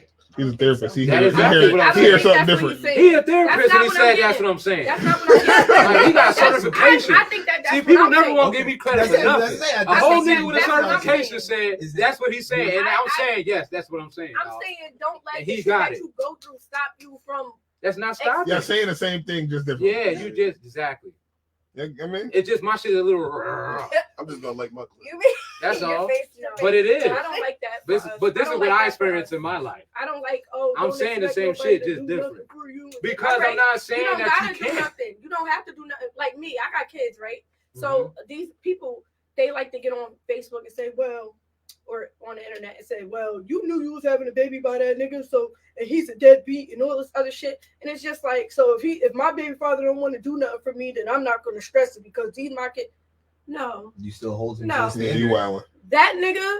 Now, this how I feel. My mother don't gotta do nothing for me. My friends don't gotta do nothing for me. But my mother and my friends, they hold me down. Right. But when it come down to it, I'm never gonna stop talking about what my baby father don't do. If I gotta vent to y'all, whoever, not to Facebook or nothing, but if I gotta vent to y'all to let my frustration out, I'm going to do it every time because that nigga is obligated to help me with my kids. Yeah. And when he falls short, it's not okay. Right. You get what I'm saying? Absolutely. If I consider you my best friend, and we are planning to do shit, and you fall, I'm going to say something. I'm not gonna say, "Oh well, I didn't expect." No, because I got places to be, and I got don't waste my time. I got shit to do. It's disrespectful. Just like if it was my partner, you take your time learning people. So who says that? Who says I'm gonna that? get a drink. I'm definitely gonna need a drink. All right. Because as you're saying what you're saying, right, that the other person that put sperm through you and the egg created a child, and then the energy let the child be born and come through your body. When we look at each other as humans, as animals on this planet, procreating is what we do, right? We were doing great. Now there are people that feel that I'm here to just pull the earth with people, because when you think about men, women, and child, and father and mother, do you think you need both to be successful in life? Hell to the yeah. Now, as you say that, we're talking, and there's a person that didn't have both. It don't matter. And hold up. You know what I mean? And I would have preferred to have both of them. Tell you that much, I prefer to have both. Mama. And still today, we survived. Are hardly. That's trauma though. We don't want that. But not everyone is as resilient. No. There's mad people that's fucked up because their mom was being resilient. It's about being because it's about what because it's about being. My mother was in the house. It's about being a person. It's about being human and experiencing life on this planet. And every person on this planet has their own individual life path. So you think that men can have kids and not take care of them? Shit, mothers do to it too. No, but I'm saying, do you think it's okay? I'm talking about people. I didn't ask. All right, fucking in general. Do you think it's okay? Put it on men. No, but do you just think because it's okay? What I'm saying is, at the end of the day, do you think it's okay for a man to have kids and not take care of them? Is it okay? Is it okay? No, it's not okay. So what are we but talking about? If it happens, it's not the end all be all. Is what I'm saying. And in your history of what your path is and what you're gonna go through. It's just what it is. No. This man right here, what would his life be if he had a father or had his mother in his life? All right, time out. There's a certain type of, as a person, as an energy, there's a certain type of, because our mentality creates us. Because we're all talking about mentality. Everything is about mentality. What we're talking about. Like, we're talking about mothers and fathers, right? But sometimes, listen, but sometimes you can progress through life and survive with father figures and mentors. That's what I was about to get to. So although he didn't have his father, he absolutely had a coach that took him into his house and became a village. That's what I was about to get to. So we're not talking about that. And that's what I think the existence is helped by the balance of male and female tutelage. Right. And that's what I was about to get to. What I'm saying is we don't have to have it directly on, oh, this person is my mama, this person is my father. Like there's no obligation. That's the difference though between surviving and thriving, because LeBron survived to get to that point. Yeah. But like he said though, he didn't thrive getting there. But we all survived. So we can do it. But we want to thrive. But what I'm saying is, when do we progress to thriving? He had other male figures that was supposed to be in his life to. Maybe the person that made him ain't the motherfucker that's gonna help him get to where he needed to be, which is cool. So that, but he's still no, it's not which is cool, because we're talking about this man's path and what he became. So what he became, a part of who he is not having the motherfucker that got his mother pregnant in his life. But we can't deny that. But you're giving him power, though. Like that is power. No, I'm saying I know who he is and what he's done. But to me, he's powerful in his own right. But that's not somebody that I would look up to. That's all it's not about looking up.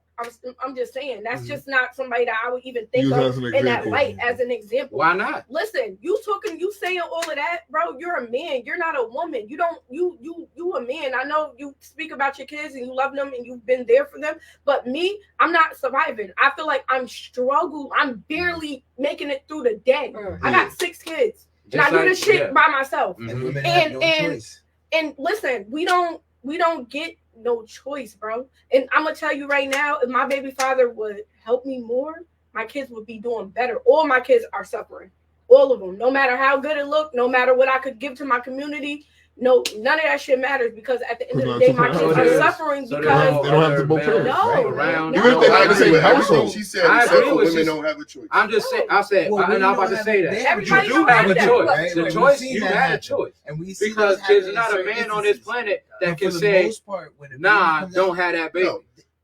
Or nah, keep that baby. If you want to keep it, you keep it. If you don't, for sure. Started before that, and that's just what it is. That's how life works. You chose that selection process. You chose that decision. Yeah, like your selection choice. You don't have choice. All right, yeah, but that's you know what? See, I don't wait. Even as a man, there's mad choices. As a man who don't got kids, I don't like when men use that. Oh, like you said when you first started.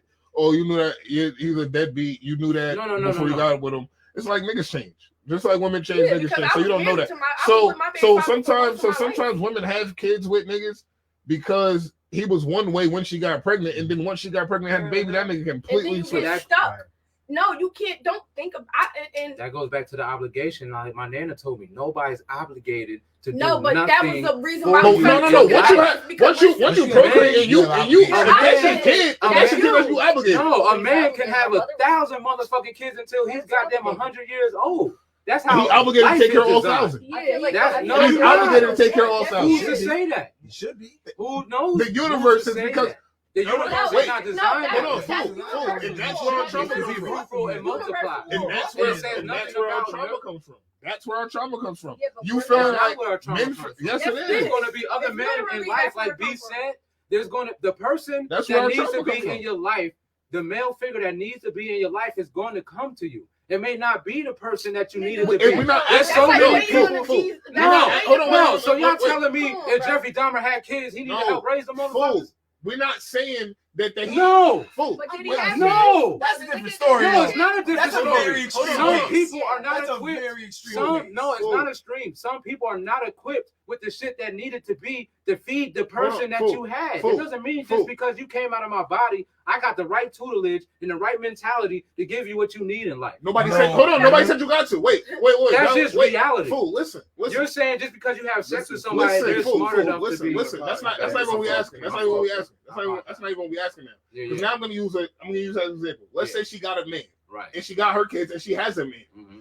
That does not negate her baby father's responsibilities. Right. That nigga still had those kids. Who gives a fuck if she got a man? Her man could be the best father figure to those kids all he wants to. Her baby father still has a fucking responsibility to those kids. Why? Because they're his. I don't give a fuck who's in the household with her. Nigga, those are his kids. He should still financially take care of those fucking kids. Let me tell you something about me. I'm not dealing with no nigga that ain't gonna come through. Wait. Your man, the nigga in your household is taking care of your kids. But the nigga in your household is taking care of your kids. But if he's not, listen, that's a clear sign that he don't give a fuck. Her baby father that's still his obligation. Even if the nigga living in her household is taking care of her kids financially, spiritually, mentally, physically, all of it.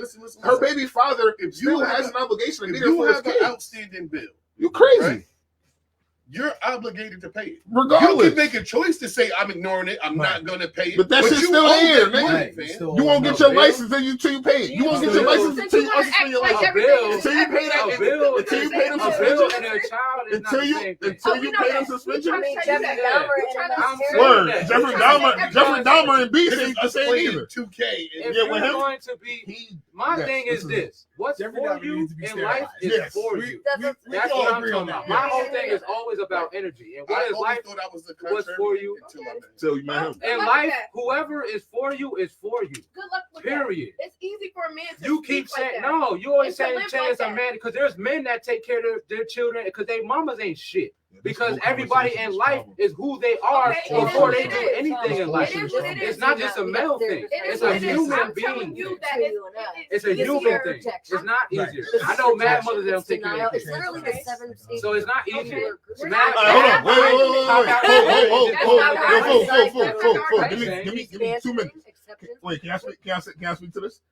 Coming from the therapist and life coach, can I speak to this debate real quick? Not even just the debate itself, but what's happening right now? Yeah, what's happening? I mean, I wanted to chime in. So basically, you're doing like you're going through the 7 stages, and you're in stages. If you can agree with me, right? I feel like you're going between the 1 and 3, and you're bantering, and then you're not accepting, and then you're denying, and then you're going back to banter. That's the traumatic shit. So this is trauma right now. What is going on? This is trauma. Let them cook. And it's so what you're subconsciously doing right now is you are subconsciously, you don't even know you're doing it, so it's not even like a fault of yours. You were triggered. Something triggered you. Something fucking triggered you to where when she said the kid shit. When you said the kid, so that is something triggered you as a subconscious in your childhood or somewhere that you might not even remember, that just caused that reaction. And that can we agree to that? Because when you said to me, when you looked at me and said, "You ready?" That something she said triggered you to say that to me because I knew where you were gonna go. The moment she said it, I knew where you were gonna go. Exactly. That's trauma. That's what we're talking. That's what this whole conversation is about. It's about trauma. Dismissing core beliefs. But why is that trauma? Because so the second she started, because the second she started with, sometimes what our elders said wasn't real right. That's what my That's me telling you to abandon a core belief, something you have believed for as long as you can remember. But it may have been bad information. Exactly. Like, let's be clear. But it's just hard to do. We say bless you. I don't say bless you. No, everything is not true, Brand. Come on, man. Like, open your brain. All right, go ahead. Like, for as smart as you try to be, as you are sometimes, you close your mind, and that makes you dumb. Like, you got to open your ears and your brain, bro. I don't even know where I was going. But that's what I was saying from the beginning. It's just like, somebody might have gave you that information and you went and you ran with it in life. But it might not be bad. It might be bad information, like to but pick and choose when they might apply have been based on the information they had then. People like to pick and I ain't saying you, but I'm saying people like to pick and choose when they apply things. Now, my whole thing, and that's why I wouldn't consider something like that being a core belief, because how I live life is things that I believe in, and I live on that shit every day, and I'm never gonna switch up. Like, that's what I do, and that's what I teach my kids to. And they don't got nothing to do with all the little small talk and all that bum shit, all that extra shit. It's real shit. You get what I'm saying? Like, it's real shit. It ain't all the extra shit. So what I was saying was, it's just like, you can't pick and choose when you want to apply it. If you're going to believe things like that, you don't let yourself ever get upset about nothing. Like, it's never nothing, dude. Everything is on the same. Yeah, everything is the same. From a therapist's point of view, I agree. How important is a 2-parent household? It doesn't matter. And we don't got to talk about nothing else, but. Does it matter? Yes, it matters. And I'm just saying, come from a therapist, because everybody has their own beliefs, but from a therapist, from a clinical perspective, again, back to an obligation, not even an obligation, right? 2 people came together to make a child. Yes, it is your responsibility to be there for that child in that child's life. The reason is because if not, without you in that child's life, what beliefs do they grow up with? You're the example. Our parents, the 2-parent household, is the first example of what we see in how to love each other, how to be in friendships, how to be in any kind of relationship, right? So if we don't have that, how do we then go into the world and conduct ourselves in relationships? If you're a man who solely grew up with women in your household, do you know then how to be a man in a relationship? If you never saw it happen. Or if, vice versa. If to that point of Jeffrey Dahmer, if it's a bad example, yes, we need those. Long story short, both parents need to be in the household because that's a child's first opportunity to learn. That's the first thing they see when they get up on a daily basis before they even enter into the school system that then teaches them all this other shit, right? So yes, you need both those perspectives in a household to have a solid foundation. Without it, there's going to be cracks in your foundation because you're operating with missing pieces. And that's just and let's be clear, I agree with there are buildings all around Albany that stand day with tall with cracks in their foundation. And I'm not disagreeing with that.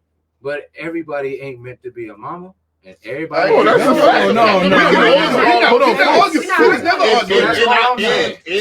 But that's what I went to. I was talking to that side. No, but that's what I went to with the choice. Like, that's as what adults, I was speaking of.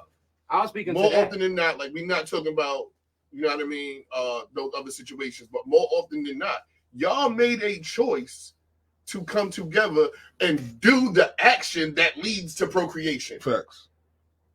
And like fool, like I was saying on that, he might not be the right father figure for his kids.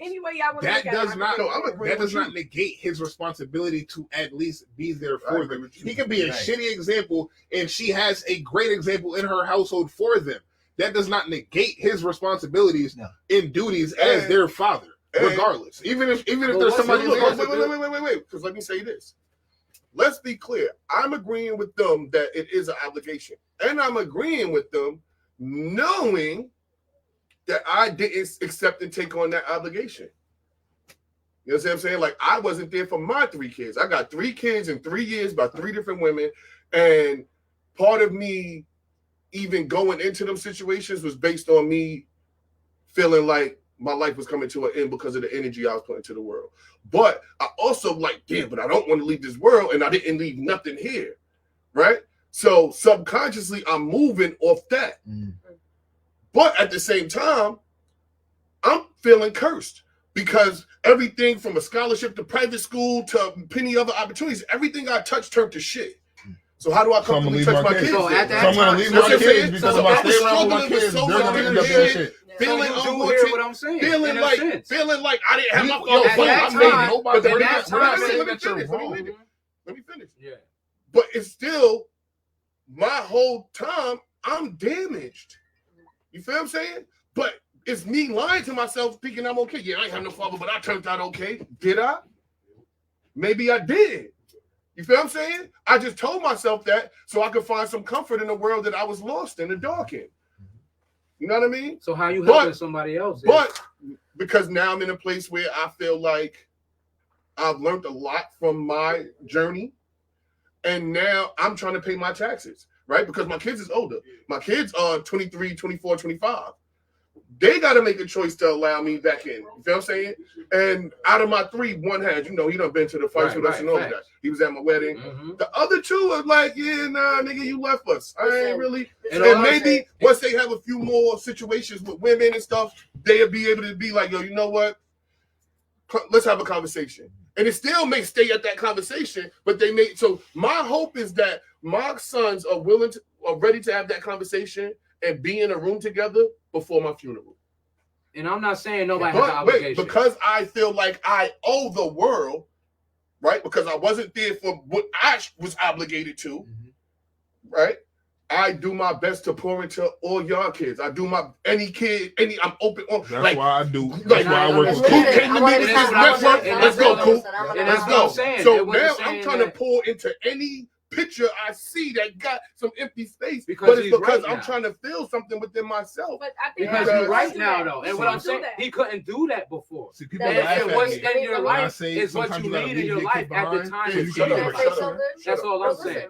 That's all I'm saying. This is a perfect example, and that's exactly what I'm saying. You don't need to like me, but you're gonna respect me because I say I have 3 children. I have 3 different babies. I have 3 baby fathers. We have a very similar liking. Back when I worked at hip hop, I had it easy because my son's father's mother had just came home from jail and she didn't get to raise her kids, and it was normal to me. I was like, oh, okay, whatever. I knew that what I was doing, my kids were better where they were. Now, did I check in? Did I do that? Was it the right thing to do? Fuck no. Did I know any better? No, because I didn't have a fucking mother to do it. It might have been the right thing. It works out. It was my normal. Because if they would have been with you. But what I'm saying is, in that moment, but that's what he was saying. That's what I'm saying. Life has a life. It is. Energy. Just why he used the Jeffrey Dahmer terminology. That is somewhat of what he was saying. Where he was trying to get. It's just what I'm saying. It's just the way I'm saying it. She don't like, but that is exactly what I'm saying. It ain't about it ain't about me liking. It's about just expressing yourself in the right way. Get your point across. I said it. Everybody else got it. My youngest child, I poured into him. So one person don't make out the engagement. My son's father went to the Fed, so it was almost like, all right, you ain't want to do it with the first 2. Boom, here he goes. Now now I lost everything. Feds took every fucking thing. They found my Prada voucher, the money stand, everything. Business. I was back at my father's house, living in my father's extra spare closet with my 9-month-old child working at the river. I had to do. God was like, "Oh, I'm sorry, don't worry. I'm skip the mother too, but watch what I do with this?" Right. And now that's my little God, Jesus Nico. You know what I mean? But like, I'm probably the best stepfather ever to my kids. My two oldest kids, because I know I owe. Great relationship. And that was the past. But I had to learn. And not only did I have to learn, I had 4 stepchildren. I had to forgive myself. I had to forgive myself for all the things that I broke while I was in the dark trying to find my way. They are now sports. They wouldn't be. Everybody's not fortunate to have that. Then I was able to see what I had to do. I didn't know for what. For the better. I told him, my younger brother told me I should have been doing this 12 years ago. It would have been worse Nobody won't listen to me. Listen to me because I couldn't see the light in myself until I was able to forgive myself. And now I'm out here trying to pour as much as I can. I had to just. Anybody willing to listen? I had this conversation with my mother recently. So that's what I wanted to say to you. Earlier, the conversation segued differently, but when you said, and she ran from the conversation because she's not a conversation. Most of my parents don't want to have that conversation. It's not a conversation with for me, have that conversation with my parents because I've forgiven myself. We got to remember too. You can't use it against me. It has no power. Oh yeah, you fought against me. If I told you, like I'm, as you see, I'm on Facebook Live talking about my failures as an author. How can you use it? I don't care what I do. How can you throw it in my face? Anything I say it. Nobody can. I know I'm like the pie off my face. That's what I'm saying. What did you say? But now, anything I say, I don't care if you know. I don't care if you repeat it. I want you to know. Like, I'm so content and peace with myself. There's nothing that you can't tell me that I won't tell you myself. I got a truck. I paid. If I did it, I did it. If I did it, you know what I mean? Like, I just want peaceful with myself. So, yeah. It's all about accountability and mentality at the end of the day. Somebody once said to me, like, pay attention to the things that upset you, because it's going to tell you a lot about yourself. Absolutely. Yeah. Once I thought about that, I'm like, damn, like that's a jewel. I used to get pissed off when people called me selfish. Like that was But then I had to come how much I do for people. So I hate that. Were you selfish? Is that why it made you feel that way? Is that why you got? Like, were you a selfish person? So at first, I believed it to be true. I had to come up with beliefs for why I wasn't. I had to say, listen, I'm a coach. I help people. I work with kids. These are the most unselfish things in the world. Bro. In the world, how am I selfish? How am I selfish? So now when people call me selfish, it's like it's nothing. It's like, all right, that's not true. But all right, because a couple people that might feel about you don't count for the majority of people that feel about you. And like, or how you feel about you, or about how you feel about fuck how the majority feel about how you feel about you. Because if I feel like I ain't shit or whatever the case may be, then who gives a fuck? But I'm only saying that. I feel that way. But I'm only saying that because if he was a piece of shit, then the people around him will let him know he was a piece of shit. But the selfish, I feel that. I feel that. That's a big benefit. Niggas gonna be selfish all the time. No, but that's still the kids. That's still know that you're a piece of shit. No, but I'm saying that's the problem with the whole world. No, that's not what I'm saying. That's not what I'm saying. I'm not saying that. You just had a kid, so before you had the energy of quality of the people around you. How the fuck is that selfish? Be a piece of shit. Myself is giving other people. I'm selfishly selfish. Now this year though, I'm being selfish. I'm selfish. This year is I turned 30. I'm turning 30, so this is the year I am going to be serious. I gotta get to myself. That's what I'm saying. Anybody else, because if not, I'm gonna get fucked up. That's why you hate people that ain't shit. Because you ain't shit. Because that energy is drawing to it. And especially if you're an empath and you're someone. No, I'm not saying when I said tell you. But see, when you're an empath, that makes life. That's what I meant. Twice as hard. Yes. When you're an empath, that makes life twice as hard because you feel. All right, prime example. Prime example. My first day back at work was last night. My first day back at work was last night. How was it? I haven't. First day back at work. I'm about to tell you how it was. First day back at work was last night. So I get there. Everybody's happy to see me. I've been going for a few months or whatever. But the one that don't know, I work at Baby County. Okay.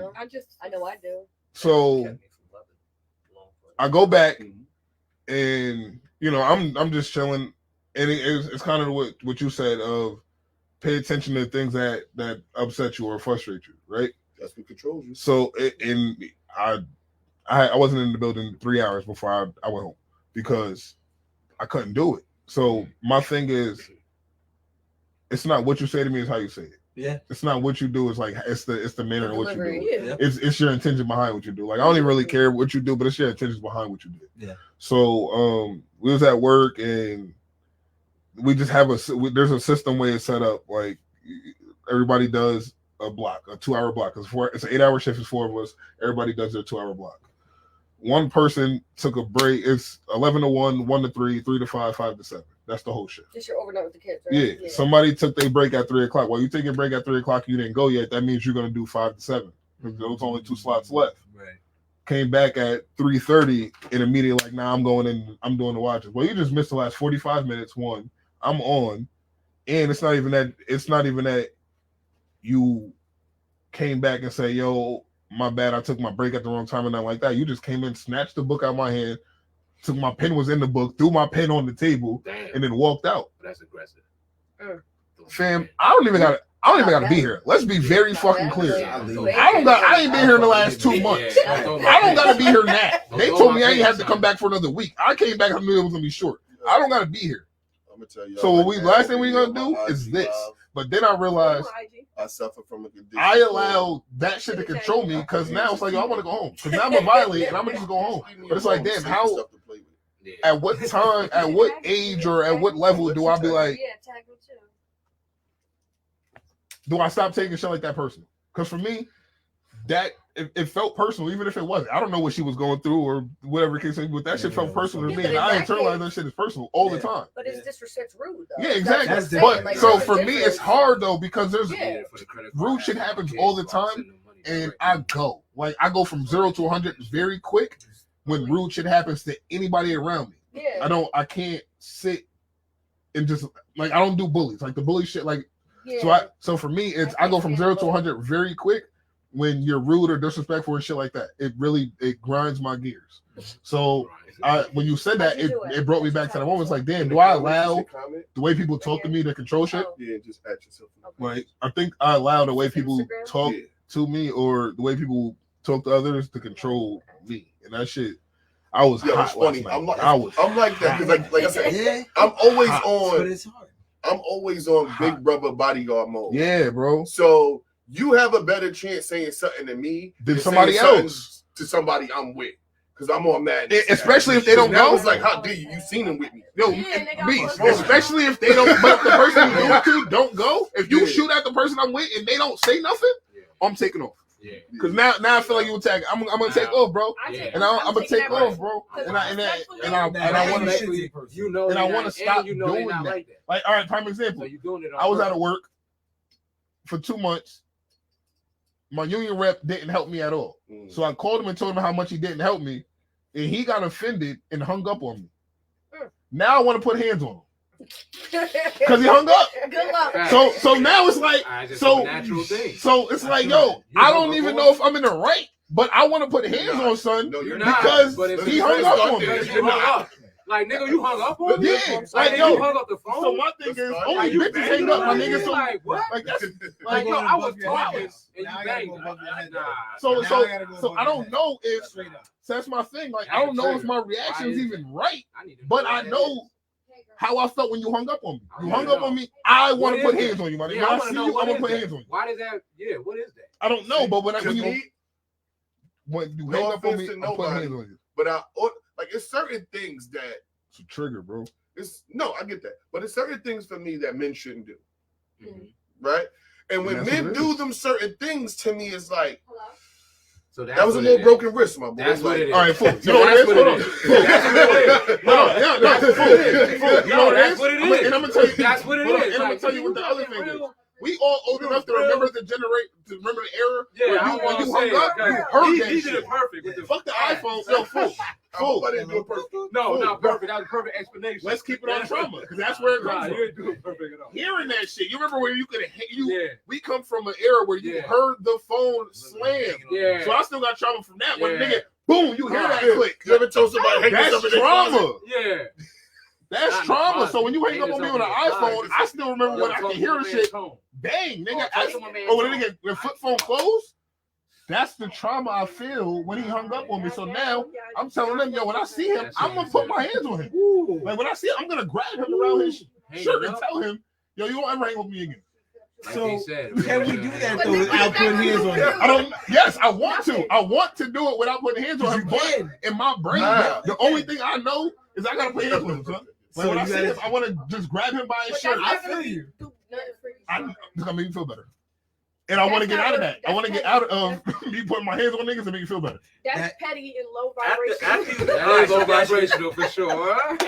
Anytime you put your hands on somebody or got in a physical altercation, did you really feel better after? Nah, no. My whole body hurts. Because it's consequences, nigga. You gotta heal the next day. My whole body hurts. Nigga, I fell last week. I'm still healing. I fell down some stairs last week. I'm still healing. Then I give people back. So nigga, you So they got to the point where I put hands and feet on you. I lost to 2 stairs. Yeah, you deserve that. And now learn the lesson. Them days is over. Fighting days is over. I do feel good about it. I feel like somebody the same way I do when I do my back end of the class. I feel like I sent you into the world more prepared. So and it took an ass whooping to get therapy to has to be physical. But what I'm saying is, but what I'm saying is, I don't know if they're hanging up. I don't know. But what I'm saying is, but what I'm saying, I don't know if they're hanging up. Sometimes requires that. But no, that's what I'm saying. I don't know if they're hanging up. But the trauma, like you said, and that's the body keeps. Yeah, exactly. Because now we're having an overreaction to something that's so minor. Yeah, no, wait, time out. No. Time out.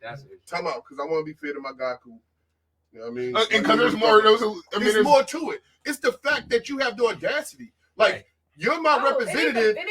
You're my representative. You're my rep.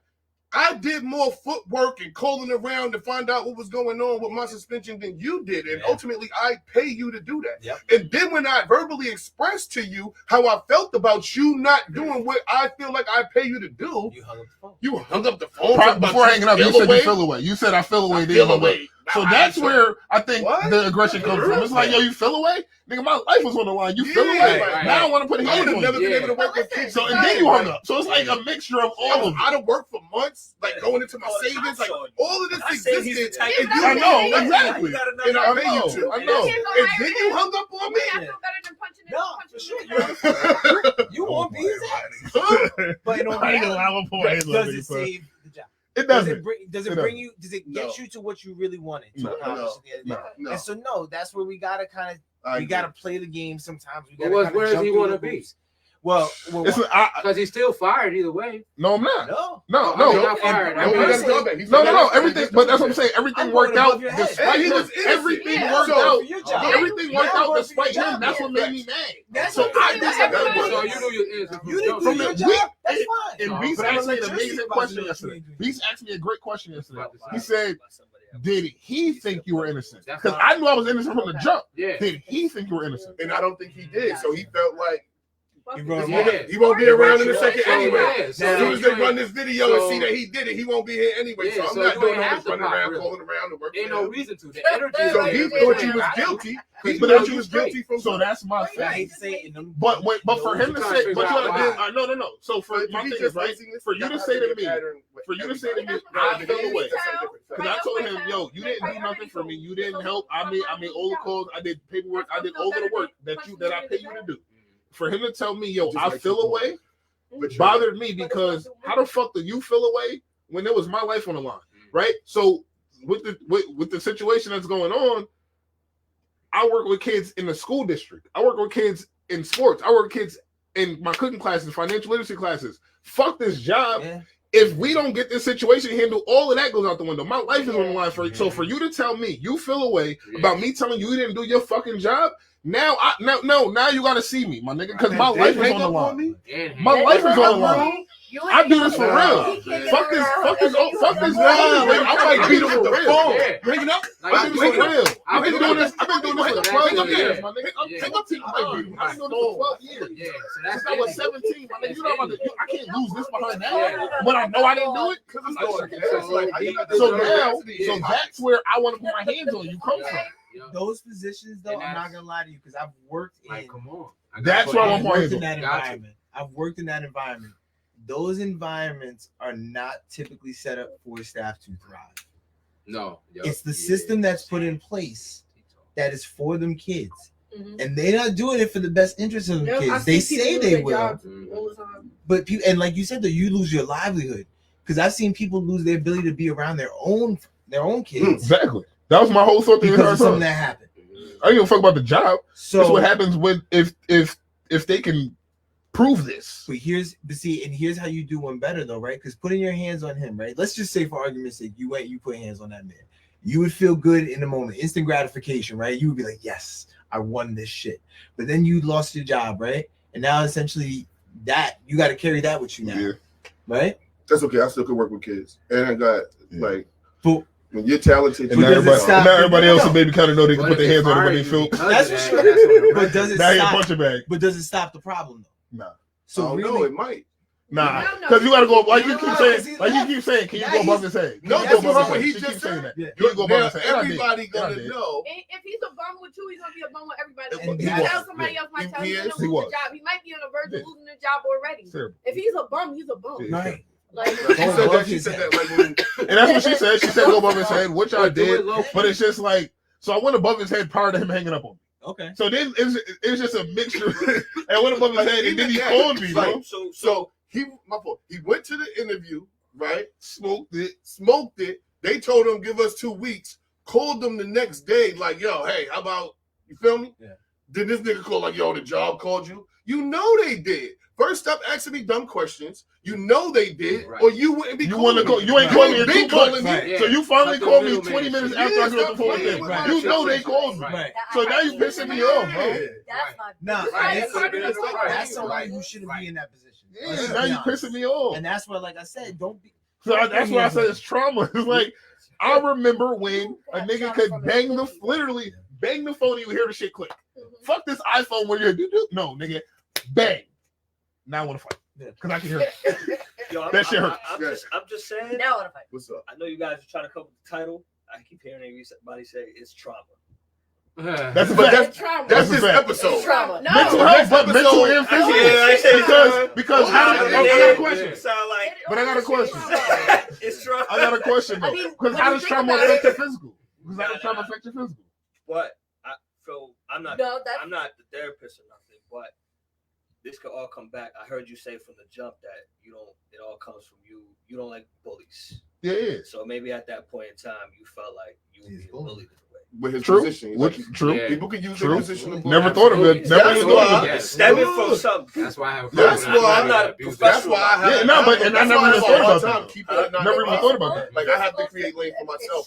That 9 to 5 shit don't work for me because they could have grew up in a household that they were always told that they were fat. You know what I mean? Like everything stems honestly because you have to understand the ages of 7 to 11 is what we call a theta state. You know, this is the theta stage. So 7 to 11 is when things are instilled into our mind. Yep. And in that theta stage, theta is a hypnosis. Yep. It's basically what it is. When we go to sleep at night, before you reach that REM, that deep sleep where, everybody's had that. You feel like you're falling, you're like, and you wake up. That's your theta. You're going from your theta into your delta, like for your REM. So that's why I went a year. I couldn't listen to music. I'm talking about in the car. I wasn't listening to music in the car. I was Abraham Hicks and I was Eric Thomas. And I mean, for a whole year, I couldn't watch TV, nothing. And when I had it instilled, basically doing that was we had retraining your programmed mind in that age frame is the reason why you grow up and you're like, okay, for instance, you go to the store with your mother. You were always told like you can't get nothing. We don't got money for that. We don't got money for that.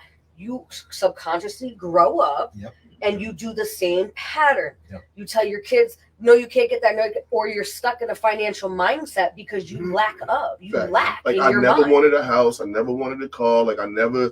Marriage. Men don't grow up thinking about being none of that married. shit. That's not our attainable. So why am I even like? No, I don't. That's have why I commend you. Black therapist, young, married, nigga. That's not even. None of those are things that we aspire to be. That's not something that's not our bag. Well, see, and I was very fortunate. I've had retraining your subconscious mind from day one. I was very fortunate. How do you think that played a part? Oh, 100%. Because I saw what my dad was doing on a day-to-day basis, and I see how it plays a part in me being a dad now. Like I don't ever want to leave my kids. I always want to be there for my kids every day, all day, and fortunately with my job, I'm able to be. But watching him it definitely taught me how to be a man, how to sustain myself within a marriage, how to sustain myself and sustain a household.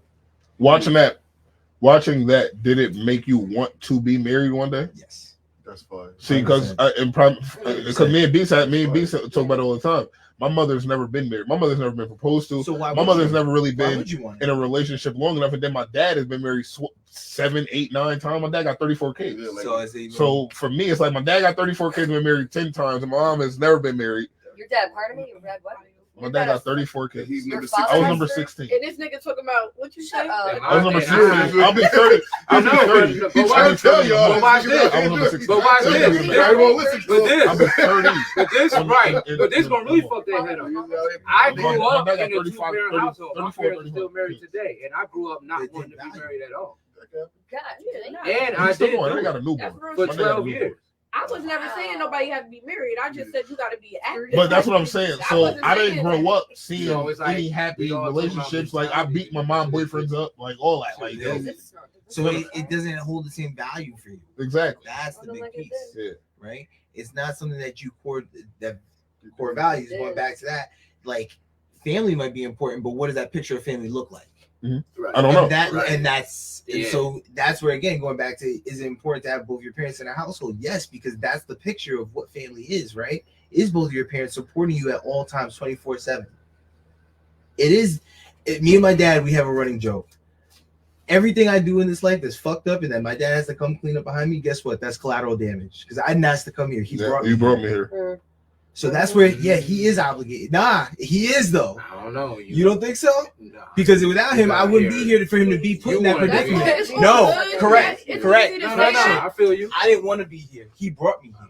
Hey, let's be clear. He say that shit, but he do for his kids. No, I'm not saying that in a way. All I'm saying that through the things that I've experienced in my life, and that I've learned over the years to, there's always two sides of everything, man. Like there's other ways, and then you contrast the information, and then you go with what seems right to your soul. You know what I'm saying? Find that great area. The way I see things, we all chose to be here in one way or the other. Our means of getting here is, determined through other things also. And our life on this planet is what we make it, no matter what. Because at the end of the day, as we've seen in life, there are examples of people that didn't have this, didn't have that, and made something that, whatever that is to you, of themselves. There's plenty of people that, not even talking about that's in the super limelight, but people that just maybe that was an orphan became a doctor and stuff like that. There's people that didn't make it. Mm-hmm. But I'm saying, because that's life. But what you think the percentage is? Like, what would you bet on? You a gambling man? I'm a gambling man, for sure. And being that I trade and stuff too, at this point in my life, for real, it's fucking 50-50, bro. Oh. It's real talk, 50-50. How old are your children? It's 50-50. 14 and 17. Okay. So, with that mindset that you're saying that, right? What you're saying? You got daughters or sons? Daughter and a son. Okay. That's even better now, right? It's all good until...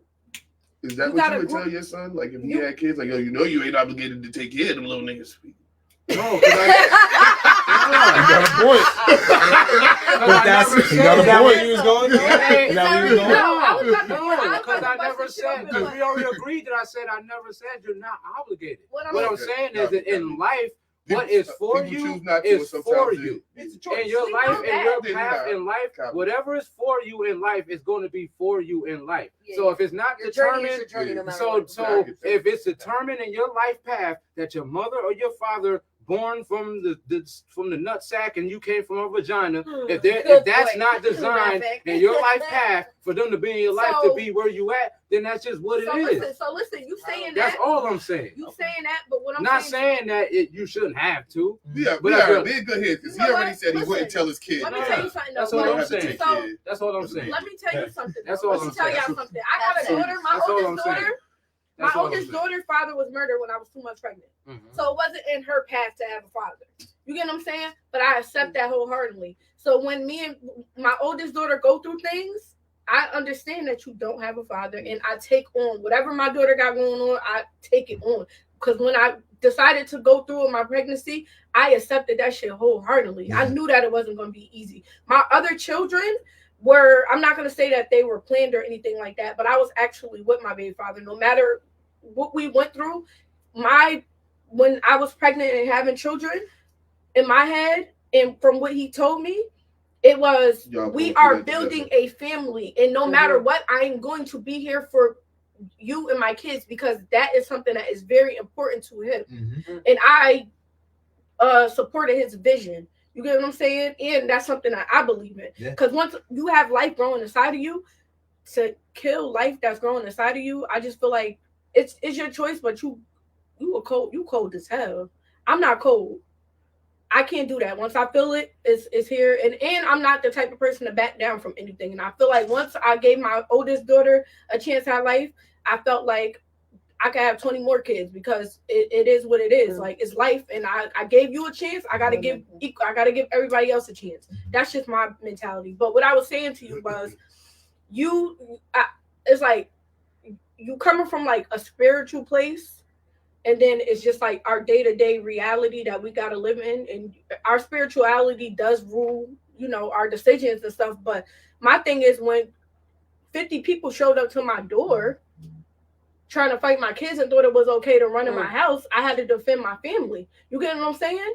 And you saying, oh, well, what's for you is for you, and don't nobody got to do nothing. But if them kids' mothers and fathers would have loved them better and would have been there for them kids would have known better not to run up in my house. And I wouldn't have had to do that. Like, you get what I'm saying? And it's just no difference than being in the streets and these boys just killing each other because they don't have nobody to tell them that. So it's not fair. And it's a part of you. And I feel like if you're not going to take care of your kids if you don't care about yourself. I feel like nobody can sit here and say that they care about themselves and don't take care of your kids, because your kids are you, and they reflecting on you. I agree with that shit. I can agree. I agree with that one. You gotta understand. You don't love yourself, you don't love them kids. Like you said. This is. But if you're not the person to do that, so what I'm saying is that the person is not there to do that because they not. You got beef. But there's going to be other people that's going to be able to fill that role.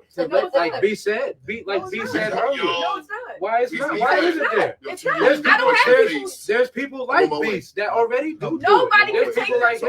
Nobody can take He's a trainer, and there's other people that he. No, that's some people. Hold on. I can answer full. And that's what that comes down to access. What if she don't got access? No, I'm not saying. Wait, stop.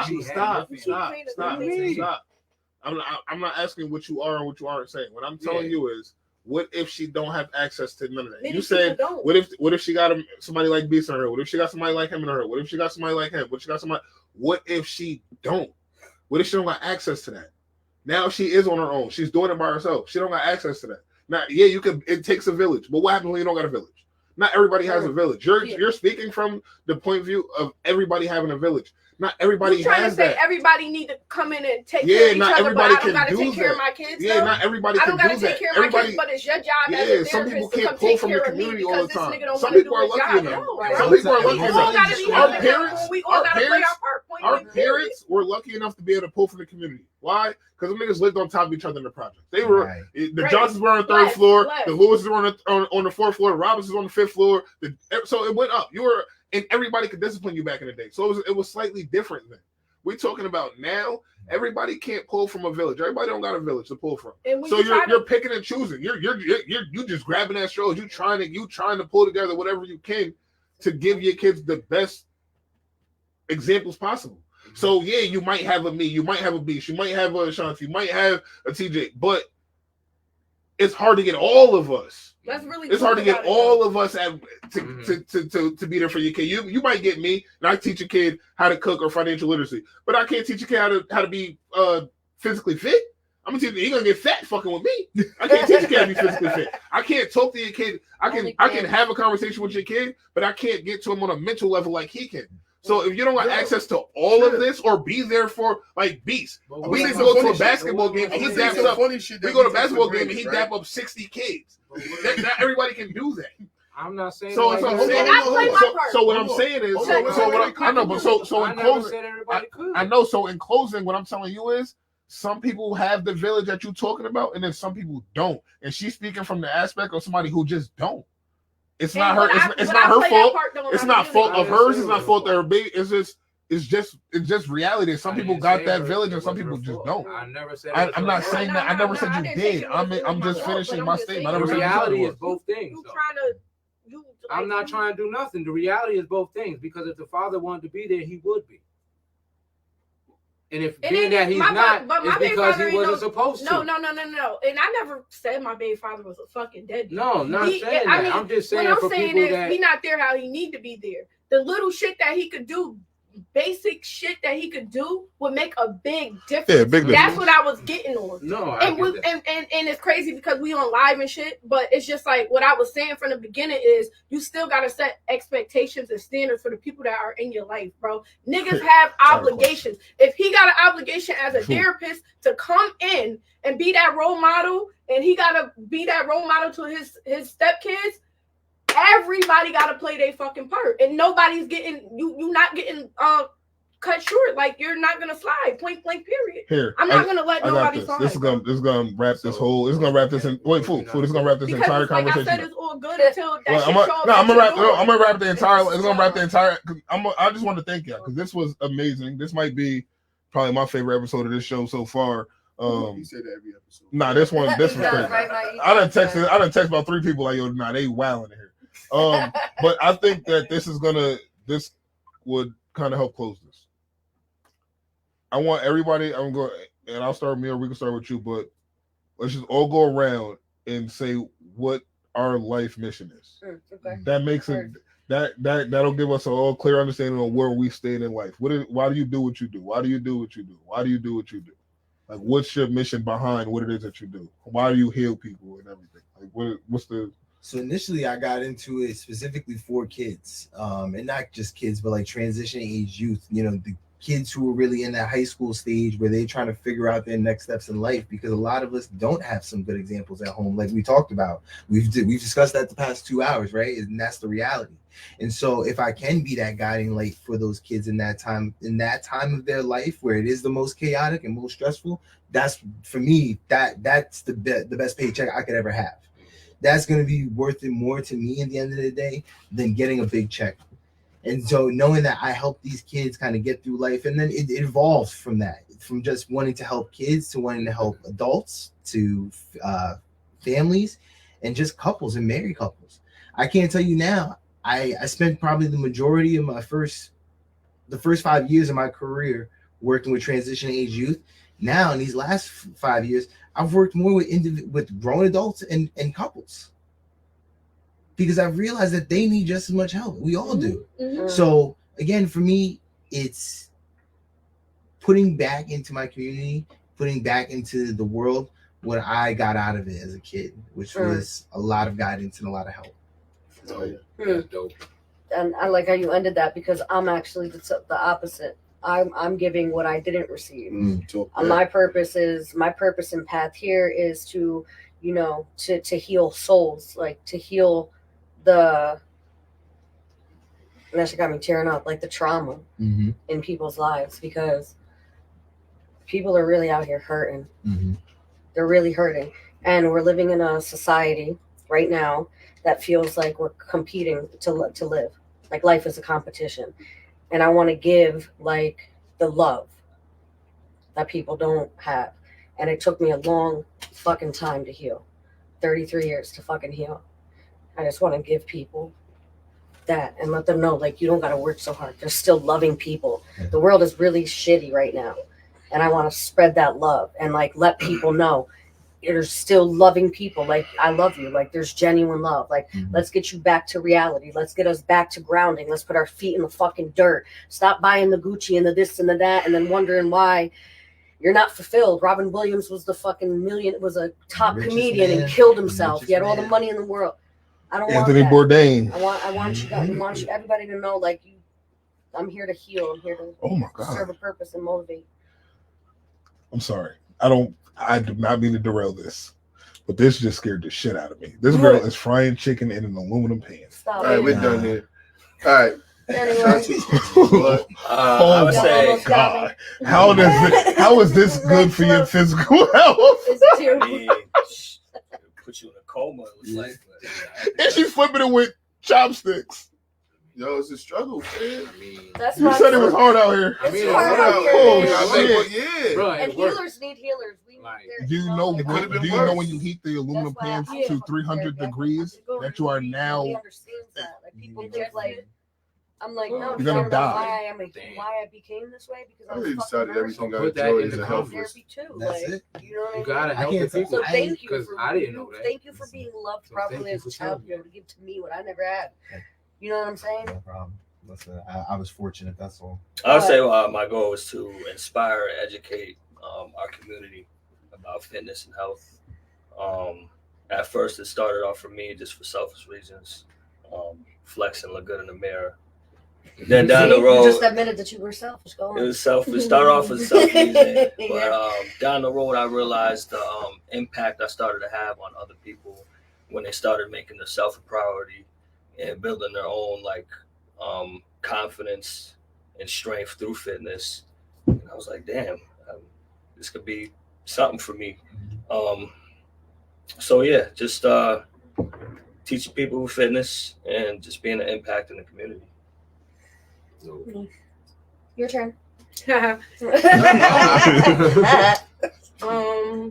just feel like I'm just here to uplift my people, protect my people, guide my people, heal my people. I'm just in service mode. Like everything that I do is is for us, for all of us. Mm-hmm. Like you get what I'm saying? Yeah, it's the same thing that y'all like basically saying, but that's just my sole purpose is to create life, heal life, and love wins, protect, guide, and be the savior, basically, like for my people. And I just wouldn't feel like I'm doing anything if I wasn't able to do that. And this is before I had children. This was who I was. So I start with myself, first of all, living my truth. I start with myself, and then I feed that into my children, and then us as a family, we're able to give our good energy back to the community, and just pretty much anybody that I come across, I just want to uplift you, just share my energy with you. So that's why I think it's very important for us all to play our part, because when I need that energy back, you give it out, I want it back. Somebody got to give it back. How can everybody reach y'all though? Oh wait, fool, we got done. What's your mission? Yeah. You got a mission in life too? It is. I ain't gonna lie. I want my babies to realize that trade can free them from the work life, like we talk about. So you can free your mind and be able to be obligated to your brain and put forward. Because I do believe in a village, and like we also spoke about, everybody can't go. So whoever's obligated will be a magnet towards your mission. You don't have to seek it; it will be coming towards you. You know what I'm saying? So yeah, man, just like minds building and growing and making sure everybody's straight, man, and dealing with that. Who's not with us won't be here, and fuck them. Like that's just what it is. Oh, you gonna save yourself for last? No, I didn't know if I got to go. I ain't get to introduce myself. Oh well, I mean, you can be last. No, thank you. Nah, my life mission is literally working with kids, and providing this platform. Like this platform, it's probably been the dopest thing I've ever done. Just giving people a voice. People want to start podcasts and they want to start this and they want to be content creators. They want to do all of these things, but the first step is just doing it. Like just starting. Just do it. So if I could be the platform or the stepping stool to just get people to just turn their camera on and just start. I don't give a fuck how it looks. Just start and we can go from there. I think that's more so what I mean. Of course, I'm still gonna work with kids. That's always been my life. But I think providing a platform to help other people voice their thoughts and opinions is now what I'm gonna be doing for the next few years. So it's my shit. Okay. And I'm smoking this shit. So I ain't doing shit for you. No, I'm just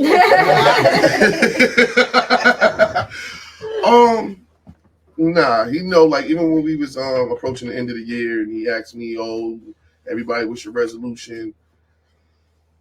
I just want to continue to do what I've been doing to get me through the years, but I just want to improve in it, learn more. But like I said, I'm out here pouring everything I got into anybody that's willing to accept it because I don't want to die with this. So I will be helping your kids.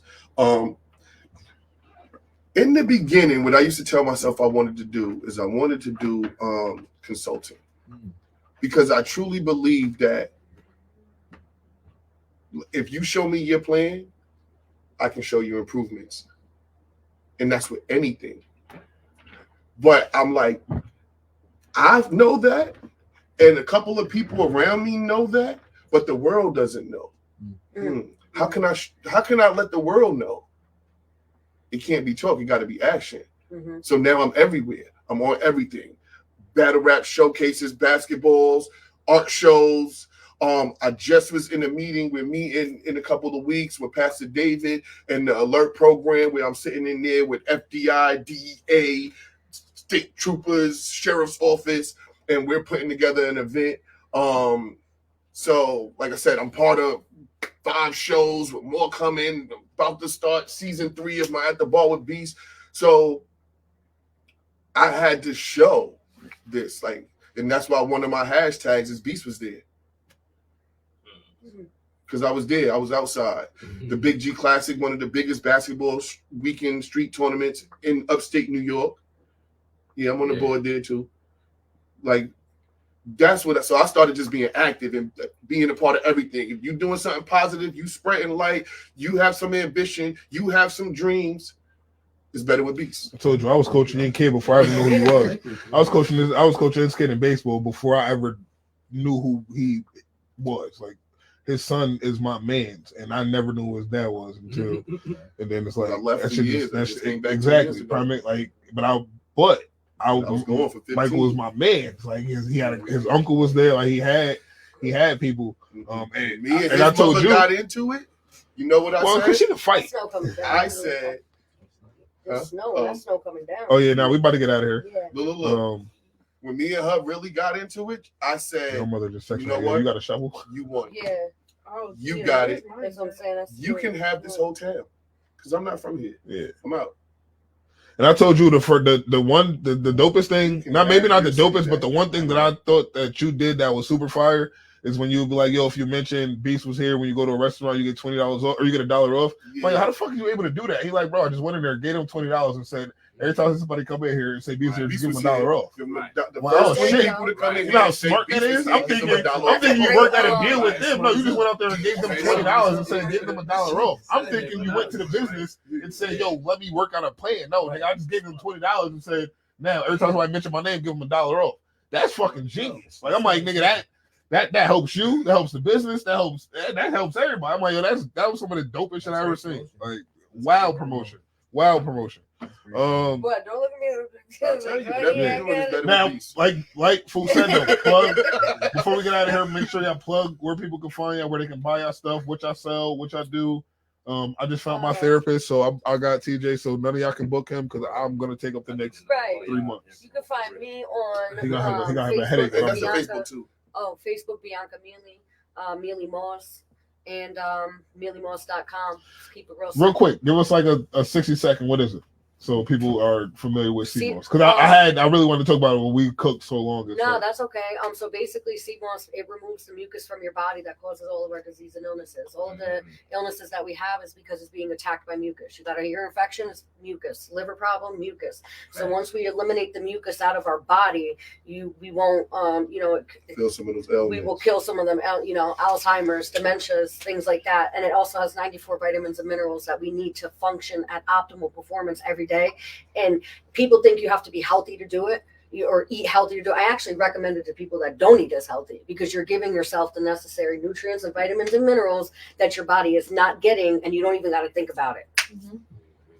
There you go. There we go. MeleMoss.com. I mainly just do Instagram. Ashanti Harper. All the links are on my page, but we're right here too. You can talk right to this camera. You can talk right to that camera. Okay. But you can add your page to Instagram right there. Want to plug yours? Yeah. I mean, but I already told you I can't book him though. That's why you off camera, because I booked him and he gonna have a headache when he's done with me. Smith Family Counseling Services. Smith Family Counseling Services. If you guys do need anything. See, that's another thing. My wife takes the kids. So his wife is also a counselor. His wife is also a therapist. Family-owned business. Look at that. That's so dope. She takes the kids. She does all the kid work. She's amazing with kids. That's awesome. See, look at I got a that. few. So what was the name of that again? Smith Family Counseling Services. Smith Family Counseling Services. Plug your Instagram. Ashanti _Harper. You could also follow Kinetic Train. That's the gym I train at, where I offer one-on-one personal training, semi-private training. We also have boxing classes, group training, and I also work with a dope team of physical therapists, nutritionists, performance specialists. So yeah, check the page out. Follow the links. As far as your workouts, what do you feel like you focus more on? Like strength training, weights, and calisthenics. Copy. Yep. Mix everything. Yep. Well, I've been going to the gym. I do a lot of core balance and agility. You know, you got a thousand things to promote. I do a women's fitness class. I do a women's fitness class 3 times a week. Yeah. Don't sleep on them. Oh, no. Hey, that's tough. Yeah. Good luck. Yeah. MW Pharmacy. MW Pharmacy, MamaWana Pharmacy. You can find me on Facebook, MW Pharmacy, Facebook, MamaWana Pharmacy, Instagram, MW_Pharmacy, MWPharmacy.com, holistic healer, herbal tea blends, all natural skincare, products to help you fight off the cold and flu virus. Good energy, good products. And y'all can find me everywhere, basically, MWPharmacy.com. Yeah, I'm sending it to all y'all right now, so I'll make sure y'all all got each other's information for sure. I want to thank y'all. Debate with you some more. Yeah, that's what Foo gonna serious? Yeah. Foo gonna debate his life away. But I do want to thank y'all again. I really had all intentions on having the OnlyFans episode today, but I was like, I don't know if I really want to start the year with that. I think this conversation is a little bit better to start the year with. And I can get in some ratchet OnlyFans shit next week. We can do whole behavior like the rest of the month, but I think I want to start with like some healing energy because we needed it. Like, the end of the year was yeah, you gotta have balance, bro. For I the like OnlyFans and for the hoes. I like whole shit. I gotta smell your after breeze. Like if your if your backshot air stink, it's over. After breeze. What's the after? Yeah, like when somebody walk past you and they leave their breath behind. Yeah. When they leave their So breath I'm behind. standing at the front of the driveway. If your after breeze not real right, we're just gonna turn around. We're just gonna turn you right on around. Good Lord. The after breeze. Y'all say I'm bad. All right now, y'all say I'm crazy. So I still didn't come up with a name for this, but the name of this episode is definitely It's Trauma, because we got a lot of fucking trauma that we are healing from. Like, subscribe, comment, share, do all the extra shit.